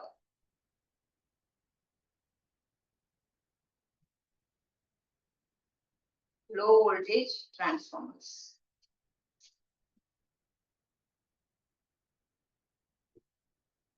shell type வந்துட்டு ஷெல் டைப் தான் என்னப்பா? Windings surround the core. இது வந்து அதிகமான மின்னோட்டம், அதிகமான வோல்டேஜ் இருக்கிற அந்த டிரான்ஸ்ஃபார்மர்ல ஷெல் டைப் யூஸ் பண்ணுவீங்க. இப்ப வோல்டேஜ் வந்து நம்ம கேவில வேணும் அப்படின்னா அங்க வந்து ஷெல் டைப் யூஸ் பண்ணுவாங்க. நம்மளுக்கு கேவிலேயே வந்து ரொம்ப கம்மியா வேணும் அப்படின்னா அந்த இடத்துல வந்துட்டு 4 டைப் டிரான்ஸ்ஃபார்மர் யூஸ் பண்ணுவோம். 4 டைப் ஷெல் டைப்க்கு என்ன மீனிங்? அந்த தமிழ்ல அந்த நேம் வேணுமா? அப்படி கேக்குறீங்களா? தமிழ்ல சொல்லுங்கன்னு கேட்டிருக்கீங்க. கோர் அத வந்து கோர்ன்னு தான் சொல்லுவாங்க. கோர் டைப் வந்து கோர்ன்னு தான் சொல்லுவாங்க. ஷெல் டைப் வந்துட்டு ஷெல்லுன்னு தான் சொல்லியிருக்காங்க. சோ கோர்ல வந்துட்டு என்ன அப்படின்னா அந்த வைண்டிங்ஸ் மின் மாற்றியோட அந்த கம்பி இருக்கு இல்லையா, அது வந்து காந்த சுற்றை கோர் காந்த சுற்றை வந்துட்டு அதை சூழ்ந்து இருக்கும். சரியா? ஆனா ஷெல் டைப்ல வந்துட்டு காந்த சுற்று, அதாவது அந்த சுருள் எல்லாம் வந்துட்டு எதை சுத்தி இருக்கும்?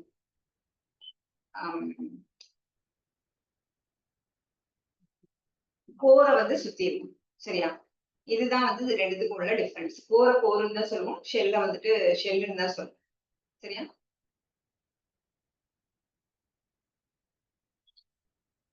அந்த அந்த இந்த இதுக்கு பேர் என்னதுன்னா லிம்ப். அந்த 2 லைன் இருக்கு இல்லையா, அதை சுத்தி தானே இருக்குது. இப்படி பண்றோம் இல்லையா, இது வந்து இதுக்கு பேர் வந்துட்டு என்னன்னா லிம்ப். இதை சுத்தி தான் வந்துட்டு காயில் அப்படிங்கிறது சுருள். சரியா? சோ இப்ப வந்து உயர் மின்னழுத்த பயன்பாடு எல்லாம் எங்க இருக்கும்? ஹை வோல்டேஜ் அப்படிங்கிறது உயர் மின்னழுத்தம்.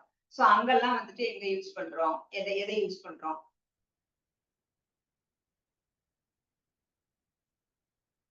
சோ கோர் டைப், சாரி தப்பா எழுதிருக்கேன். கோர் டைப் வந்து ஃபார் ஹை வோல்டேஜ்,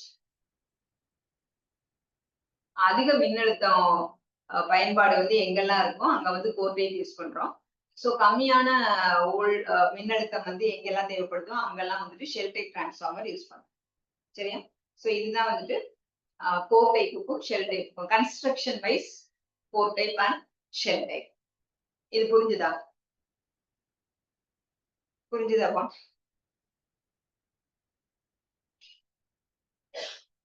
கன்ஸ்ட்ரக்ஷன்ல வந்து என்னென்ன பார்த்தோம், இது புரிஞ்சுதா? இதுல இன்னும் ஒரு முக்கியமானது வந்துட்டு என்ன அப்படின்னா, இப்ப அந்த டிரான்ஸ்ஃபார்மரை வந்துட்டு லாஸ்டா நம்ம வந்து எங்க வைப்போம்? இது வந்து முக்கியமான பார்ட்ஸ் வந்துட்டு என்னன்னா கோர், வைண்டிங்ஸ். அது இல்லாம என்னென்ன பார்ட்ஸ் எல்லாம் இருக்கும்? அது இல்லாம என்னென்ன பார்ட்ஸ் இருக்கும்? சொல்லுங்க பார்க்கலாம். அது இல்லாம என்னென்ன பார்ட்ஸ் இருக்கும்? கம்ப்ளீட்டா ஒரு டிரான்ஸ்ஃபார்மர். காயில் கோர் பா. காயில் வந்து primary coil, secondary coil, core. So அது இல்லாம வேற என்னென்ன பார்ட்ஸ் இருக்கும்?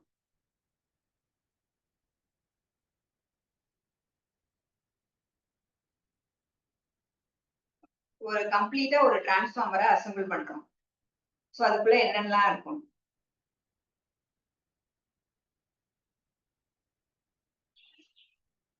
வேற ஏதாவது ஆன்சர்? வீலா? அதாவது நம்ம எலக்ட்ரிக்கல் ரிலேட்டடா சொல்லுவோம். மெயின் டேங்க் இருக்கும். சரியா? அப்புறம் என்ன இருக்கும்? சோ இதுல இது நான் போட்டிருக்கிறது வந்து ஒரு டேங்க். இதுல நம்ம என்ன பண்ணுவோம்? டேங்க்குள்ளார வந்துட்டு என்ன இருக்கும்? டேங்க்குள்ள என்ன வச்சிருக்கோம்? நம்ம நேற்று சொன்னோம் இல்லையா? ஆயில். எஸ். டேங்க்குள்ளார நம்ம ஆயில் வச்சிருக்கோம். Transformer oil. இது வந்து ஐசோலேஷனுக்கும் யூஸ் ஆகும். தென் கூலிங்க்கும் யூஸ் ஆகும். சரியா? இது வந்து டிரான்ஸ்ஃபார்மர் ஆயில். இது வந்து ஆயில். இதுக்குள்ளாரதான் நம்ம வந்து என்ன பண்ணுவோம்? டிரான்ஸ்ஃபார்மரை இதுக்குள்ளார நம்ம டிரான்ஸ்ஃபார்மரை இதுக்குள்ளார வச்சிருக்கோம். சரியா?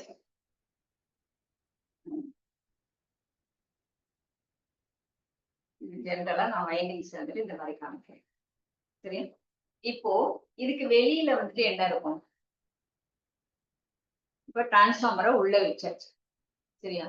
சோ இப்ப இங்க என்ன பண்ணுவோம்? இந்த இடத்துல இருந்து என்ன போகும்?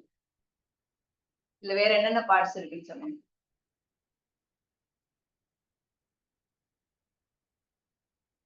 Conservator, breather. கேள்விப்பட்டிருக்கீங்களா? Conservator and breather. இதுக்குள்ளார என்ன இருக்கும் அப்படின்னா சிலிக்கா ஜெல். பிரீத்தருக்குள்ள என்ன இருக்கும் அப்படின்னா சிலிக்கா ஜெல். என்னன்னு எக்ஸ்பிளைன் பண்றேன். Silica gel. சோ இதுக்கு பேரு பிரீத்தர். இது வந்து கன்சர்வேட்டர். இது வந்து டேங்க். இது வந்துட்டு என்னன்னா டிரான்ஸ்ஃபார்மர்.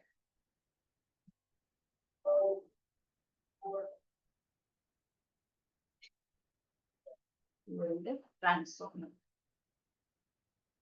ஓகேவா? அப்புறம் இதுல வேற ஒண்ணு மிஸ்ஸிங். வேற என்ன இருக்கு?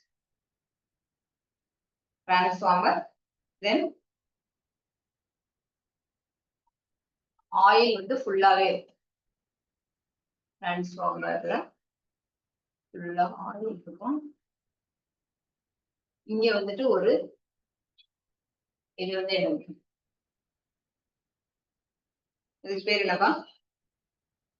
ஒரு ரிலே. அந்த ரிலே பேர் என்ன? ரிலேன்னு சொல்லியிருக்கீங்க, ரைட்டு. இந்த ரிலே பேர் என்ன?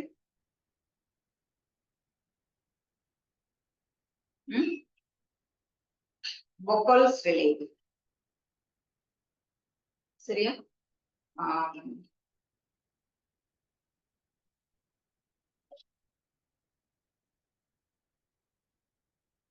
பக்குல்ஸ் ரிலே. இது வந்து இதுவும் கொஸ்டின் கேட்கலாம் உங்களுக்கு. இதெல்லாம் இம்பார்ட்டன்ட். சரியா? சரி. இப்போ இந்த கன்ஸ்ட்ரக்ஷனை பார்ப்போம். டிரான்ஸ்ஃபார்மர்ல வந்துட்டு ஒரு டிரான்ஸ்ஃபார்மர் வந்து கனெக்டட் வித் அதோட எதை கனெக்ட் பண்றோம் அப்படின்னா நம்ம ஒரு கன்சர்வேட்டரை கனெக்ட் பண்றோம். சரியா? கன்சர்வேட்டர் வந்துட்டு ஒரு டியூப் வழியா நம்ம கனெக்ட் பண்றோம். டிரான்ஸ்ஃபார்மர் டேங்க்ல இருந்து ஒரு டியூப் வழியா கன்சர்வேட்டரை கனெக்ட் பண்றோம். சோ இது வந்துட்டு என்னன்னா ஒரு செப்பரேட் சிலிண்ட்ரிக்கல் ஷேப்ல இருக்கிற ஒரு செப்பரேட் டேங்க். இது டிரான்ஸ்ஃபார்மருக்கு மேல இருக்கு. ஸோ இதுல வந்து என்னன்னா இது எதுக்காக இந்த கன்சர்வேட்டரை நம்ம யூஸ் பண்றோம் அப்படின்னா ஆயில் ரிசர்வயரா யூஸ் பண்ணுவோம். அது வழியா வந்து ஆயில் வந்து போகும்.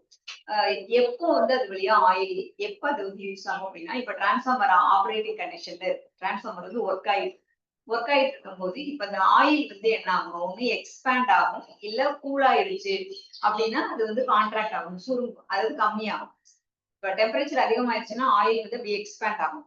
அப்ப எக்ஸ்பேண்ட் ஆகி இல்ல அது வந்துட்டு ரொம்ப டெம்பரேச்சர் கம்மியா இருக்கும்போது அது வந்துட்டு அந்த ஆயிலோட லெவல் வந்துட்டு கம்மியாயிடும். இந்த லெவலை வந்துட்டு மெயின்டைன் பண்றதுக்காக உள்ளதுதான் வந்துட்டு என்னன்னா கன்சர்வேட்டர். ஸோ கன்சர்வேட்டர் வந்துட்டு எதுக்கு யூஸ் ஆகுது அப்படின்னா maintenance the oil level in the transformer. சரியா? இது இது என்ன பண்ணும் அப்படின்னா அந்த ஆயில வந்து எக்ஸ்பேண்ட் பண்ணும்.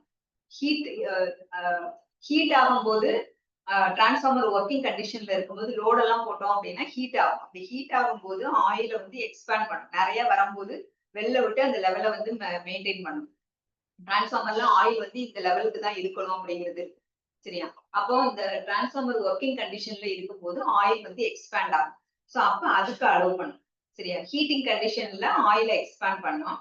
அதுக்கப்புறம் கூலிங் கண்டிஷன்ல அந்த ஆயில வந்துட்டு கான்ட்ராக்ட் பண்ணும். அதாவது அதிகமா இருக்கிறது கம்மி பண்ணி அந்த லெவலுக்கு வந்து மெயின்டைன் பண்ணும். ஸோ ஜென்ரலா இதோட வேலை என்ன அப்படின்னா மெயின்டைன் தி ஆயில் லெவல். சரியா? ஆயில் லெவலை மெயின்டைன் பண்றதுக்கு தான் வந்து கன்சர்வேட்டர். கன்சர்வேட்டர் எதுக்கு?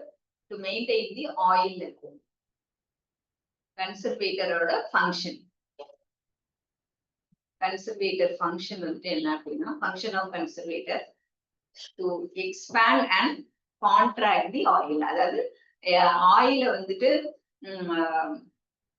அதிகமாகும், எக்ஸ்பேண்ட் பண்ணும் ஹீட்டிங் கண்டிஷன்ல. தென் கூலிங் கண்டிஷன்ல அதை வந்துட்டு கம்மி பண்ணும். சரியா? இது வந்து டு எக்ஸ்பேண்ட் பண்ணவும், to expand the oil during புரியுதுலப்பா? To expand the oil during heating. ஹீட்டா இருக்கும்போது நிறைய லோட் எல்லாம் அப்ளை பண்ணிட்டோம் அப்படின்னா ஹீட் ஆயிடும். ஸோ அப்போ வந்து ஆயில எக்ஸ்பேண்ட் பண்ணும். அண்ட் கான்ட்ராக்ட் தி ஆயில், அதாவது சுருக்கும். கான்ட்ராக்ட் அப்படின்னா கூல் ஆகும்போது. சரியா? And contract the oil during cooling.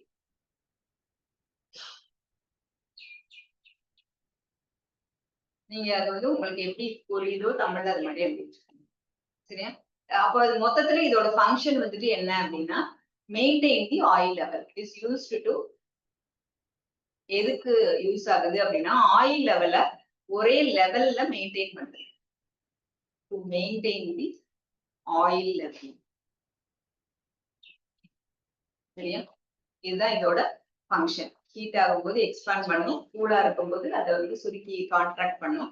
மொத்தத்துல இது ஆயில் லெவலை மெயின்டைன் பண்றதுக்கான ஒரு செயலை செய்யும். இதுதான் வந்துட்டு கன்சர்வேட்டரோட ஃபங்க்ஷன். இதெல்லாம் வந்துட்டு உங்களுக்கு பாசிபிள் கொஸ்டின்ஸ். இதெல்லாம் வந்துட்டு கன்சர்வேட்டர்ங்கிறது ரொம்ப இம்பார்ட்டன்ட். ஸோ அதனால இது வந்து உங்களுக்கு கொஸ்டின்ஸ் இருக்கலாம்.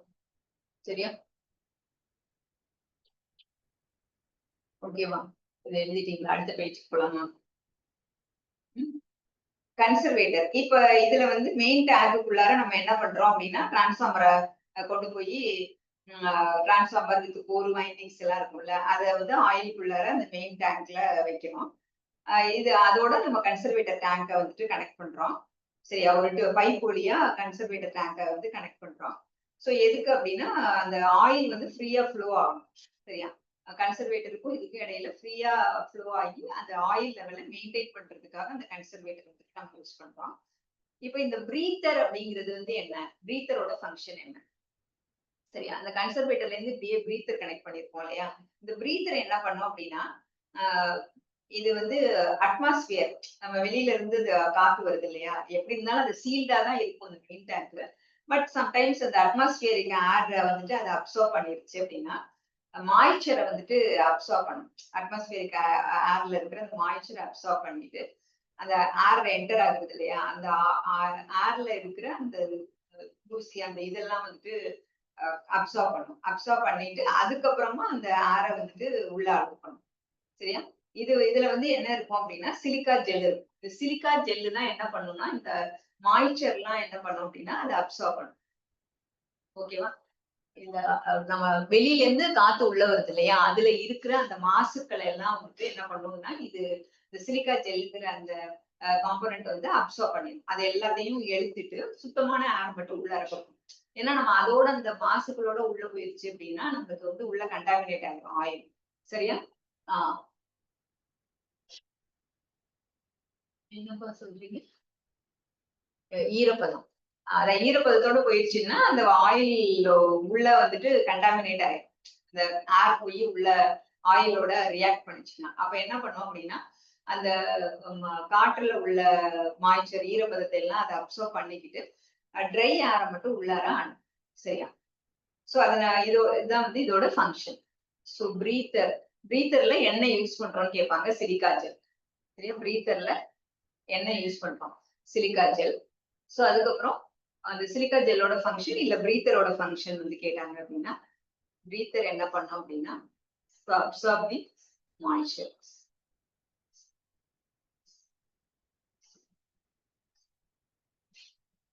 ஓகேவா? இந்த காற்றுல இருக்கிற ஈரப்பதத்தை உறிஞ்சிட்டு மத்ததை மட்டும் உள்ளார அனுப்பும். அது ட்ரை ஏர உள்ள அனுப்பும். டு அப்சார்ப் தி மாய்ச்சர் இன் என்னது அட்மாஸ்பியரிக் ஏர். வெளியில இருந்து வர்ற ஏர் அதுல இருக்கிற ஈரப்பதத்தை அப்சார்ப் பண்ணும். சரியா? சோ அதுதான் வந்துட்டு சிலிக்கா ஜெல் பிரீத்தர்ல இருக்க சிலிக்கா ஜெல்லோட ஃபங்க்ஷன். சரி, இந்த ரிலே ஒண்ணு யூஸ் பண்ணிருக்கோம் இல்லையா, இந்த பக்கோல்ஸ் ரிலே, அதோட ஃபங்க்ஷன் என்ன? பக்கோல்ஸ் ரிலேயோட ஃபங்க்ஷன் என்னப்பா? பக்கோல்ஸ் ரிலேயோட ஃபங்க்ஷன் ரிலே என்ன பண்ணும்? இந்த ரிலே வந்துட்டு எதுல ஆப்ரேட் ஆகும்? இது வந்து ஒரு கேஸ் ஆப்ரேட்டட் ரிலே. சரியா? பக்கோல்ஸ் ரிலேங்கிறது gas operated relay.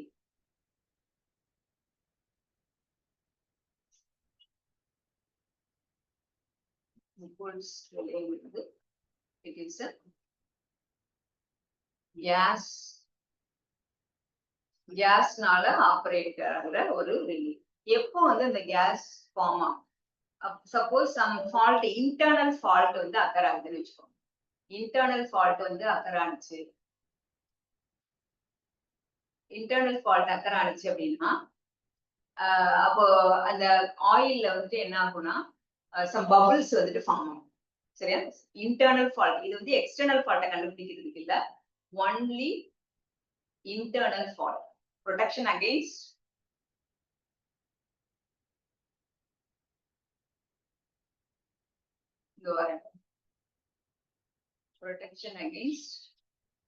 Only internal fault. உள்ள அக்கர் ஆகுற அந்த ஃபால்ட்டுக்கு மட்டும்தான். எக்ஸ்டர்னல் ஃபால்ட்டுக்கு எல்லாம் இது வந்துட்டு பொறுப்பாகாது. சரியா? Protection against internal faults. இது வந்து கேஸ்ல ஆப்ரேட் ஆகும். ஸோ எப்போ வந்து இந்த கேஸ் ஃபார்ம் ஆகும் அப்படின்னா உள்ள ஏதாவது ஃபால்ட் அக்கர் ஆனிச்சு. இந்த டிரான்ஸ்ஃபார்மர் வந்து டேங்க்குள்ள வச்சிருக்கோம் இல்லையா, ஸோ அந்த ஏதாவது அந்த டேங்க்குள்ளார சம் இன்டர்னல் ஃபால்ட்ஸ் அக்கர் ஆகும்போது நமக்கு ஆயில்ல வந்து பபிள்ஸ் ஃபார்ம் ஆகும். ஸோ அந்த பபிள்ஸ் ஃபார்ம் ஆயிடுச்சுன்னா அதுதான் வந்து கேஸ்ன்னு சொல்லுவோம். அந்த பபிள்ஸ் வந்துட்டு என்ன பண்ணும் அப்படின்னா அந்த கேஸ் அந்த ரிலேயை ஆப்ரேட் பண்ணும். சரியா? ரிலே ஆப்ரேட் பண்ண உடனே தென் ஒரு அலாம் சிக்னல் வந்து ப்ரொடியூஸ் ஆகும். அலாம் சிக்னல் கொடுக்கும். ஸோ அந்த அலாம் சிக்னல் வந்துட்டு அங்க இருக்கிறவங்களுக்கு இண்டிகேட் பண்ணும் சம் ஃபால்ட் வந்து இன்டர்னல் ஃபால்ட் அக்கர் ஆயிடுச்சு அப்படின்னு. ஸோ இதுதான் வந்து இந்த ரிலேயோட ஃபங்க்ஷன். ஸோ இதுல என்ன பாசிபிள் கொஸ்டின்ஸ்னா என்ன டைப் ஆஃப் ரிலே யூஸ் பண்ணுவோம்? இந்த ரிலே வேறையே கொடுத்துட்டு அது வந்து யூஸ் டு ஃபைண்ட் எது இன்டர்னல் ஃபால்ட்டா, உள்ள உருவாகக்கூடிய ஃபால்ட்டா, இல்ல வெளியில இருக்கிற ஃபால்ட்டை கண்டுபிடிக்குமா, இல்ல ரெண்டையுமே கண்டுபிடிக்குமா, இல்ல எதுவுமே இல்லையா, அந்த மாதிரி ஆப்ஷன்ஸ் கொடுப்பாங்க. அப்ப அப்புறம் இந்த ரிலே வந்து எதுல ஆப்ரேட் ஆகுது இது வந்து கேஸ் ஆப்ரேட்டட் ரிலே. சரியா? இது புரிஞ்சுதாப்பா? இந்த கன்ஸ்ட்ரக்ஷன் ஃபுல்லா புரிஞ்சுதா? இது வந்து கலர்னா கலர் வந்து என்ன கலர்ல இருக்கும் அப்படின்னா ஒயிட்ல இருக்கலாம், ப்ளூ ஆர் ஆரஞ்சு. சரியா? It may be white or blue or orange silica gel.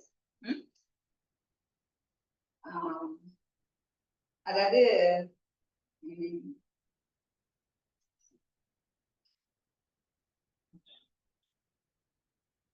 பேசிக்கா ஒரு கலர்ல இருக்கும் ஒயிட்ல. அது வந்து ஏதாவது மாய்ச்சரை வந்து அப்சர்வ் பண்ணிருச்சுன்னா அப்போ வந்து கலர் வந்து சேஞ்ச் ஆகும்.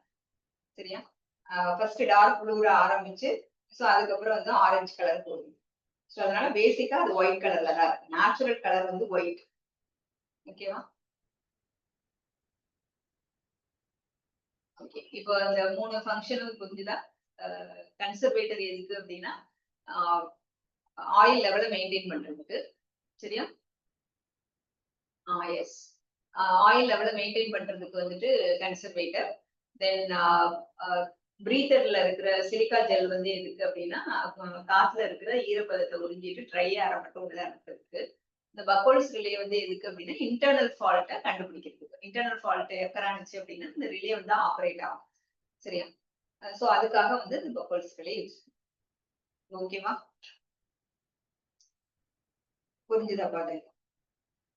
கன்ஸ்ட்ரக்ஷன் புரிஞ்சுதா? நான் இப்ப சம் கொஸ்டின்ஸ் கேக்குறேன். நம்ம இது வரைக்கும் உங்களுக்கு எப்படி எவ்வளவு தூரம் அண்டர்ஸ்டாண்ட் பண்ணிருக்கீங்கன்றத பார்க்கலாம். ஓகேவா?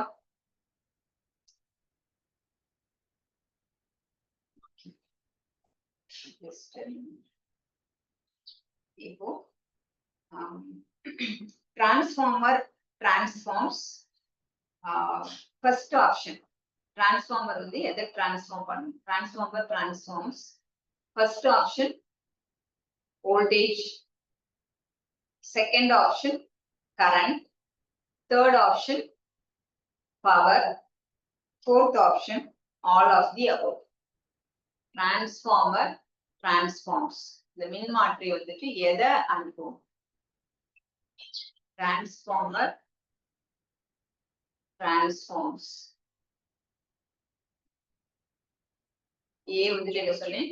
வோல்டேஜ். B வந்துட்டு கரண்ட். C வந்துட்டு power. D all of the above. எந்த ஆப்ஷன்? எல்லாருமே தப்பாவே சொல்றீங்க. All of the above. என்ன சொன்னேன்? எதை வந்துட்டு டிரான்ஸ்ஃபார்ம் பண்ணணும்னு சொன்னேன்? Both voltage and current. சரியா? அப்ப வோல்டேஜ் அண்ட் கரண்ட் வந்து என்னது? வோல்டேஜையும் கரண்டையும் மல்டிப்ளை பண்ணா நமக்கு என்ன கிடைக்கும்? பவர். சரியா? அப்ப ஆப்ஷன் வந்துட்டு என்னது? Correct option is option C. சரியா? பவர் அப்படிங்கிறது போத் வோல்டேஜ் அண்ட் கரண்ட். வெறும் வோல்டேஜ் மட்டும் டிரான்ஸ்ஃபர் பண்ணாது. ஆப்ஷன் ஏ வந்து தப்பு. It will not transfer only voltage. Voltage மட்டும் டிரான்ஸ்ஃபர் பண்ணாது, கரண்டையும் சேர்த்து தான் டிரான்ஸ்ஃபர் பண்ணோம். வோல்டேஜ் அண்ட் கரண்ட்னு கொடுக்காம பவர் தான் கொடுத்துருக்காங்க. அவ்வளவுதான். நம்ம சொன்னோம் இல்லையா, டிரான்ஸ்ஃபார்மர்ஸ் வந்து ரேட்டட் இன் கேவிஏ. ஏன்னா அது பவர் ஃபேக்டரை டிபெண்ட் பண்ணி இருக்காது, வோல்டேஜையும் கரண்டையும் மட்டும்தான் டிபெண்ட் பண்ணி இருக்குன்னு சொன்னோம். அப்ப பவர்ங்கிறது என்னது? Voltage into current, V into I. சரியா?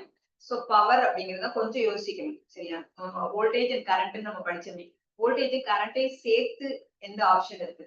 அப்போ ஏ இல்ல, பி இல்ல. அப்ப ஆல் ஆஃப் தி அபோவ்னா பவரும் அதுல சேர்த்துறது கிடையாது. வோல்டேஜும் கரண்ட்டும் சேர்த்துது அப்படின்னா பவர். அப்படி கொஞ்சம் யோசிச்சுக்கணும். சரியா? உங்களுக்கு தெரியுது, ஆனா வந்து அந்த ஆப்ஷனை கொஞ்சம் யோசிச்சு போட்டீங்கன்னா கரெக்டா இருக்கும். So in a transformer, the energy is conveyed from primary to secondary. அதாவது எனர்ஜி இருக்கு இல்லையா, அது பிரைமரியில இருந்து செகண்டரிக்கு போறதுக்கு எது வழியா போகும்? Through cooling coil. Second option through air. Third option by the flux. Then fourth வந்து none of the above. ஒரு டிரான்ஸ்ஃபார்மர்ல எனர்ஜி வந்து எது வழியா, பிரைமரியில இருந்து செகண்டரிக்கு எது வழியா போகும்? கூலிங் காயில் வழியா போகுமா, ஏர் வழியா போகுமா, ஃபிளக்ஸ் வழியா போகுமா, நன் ஆஃப் தி அபோவ்? எது வழியா போகும்?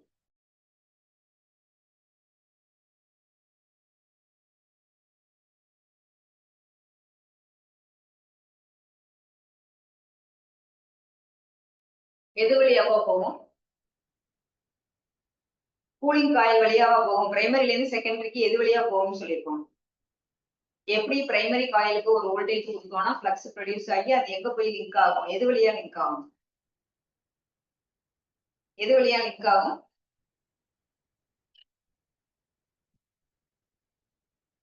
எது வழியாப்பா லிங்க் ஆகும்? ஃபிளக்ஸ் வழியா தானே லிங்க் ஆகும். சரியா? அந்த காந்த புலம் வழியா தானே லிங்க் ஆகும். சரியா?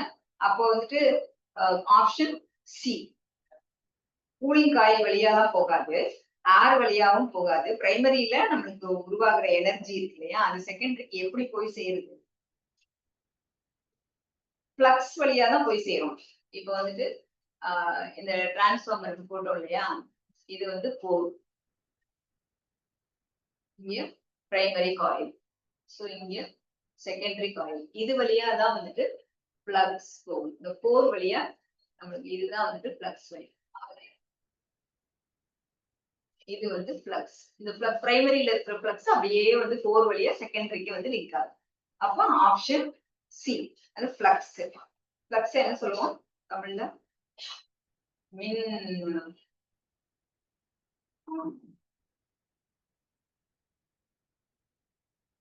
என்ன சொல்றீங்க? மின்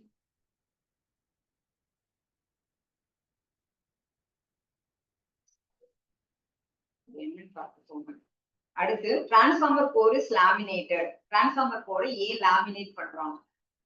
option A to reduce the eddy current loss, B வந்து ரெடியூஸ் எடி கரண்ட் லாசஸ், 3 வந்துட்டு காப்பர் லாசஸ், 3 வந்து reduce all the above losses. Laminate பண்றது இப்பதான் பார்த்தோம். லேமினேட் பண்றது எதுக்கு? ஹிஸ்டெரிசிஸ் லாஸ ரெடியூஸ் பண்ணவா, எடி கரண்ட் லாஸ ரெடியூஸ் பண்ணவா, காப்பர் லாஸ ரெடியூஸ் பண்ணவா, இல்ல எல்லா லாஸையும் ரெடியூஸ் பண்ணவா? என்ன ஆப்ஷன்?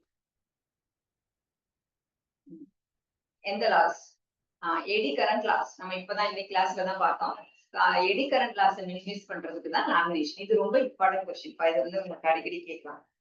சரியா? Then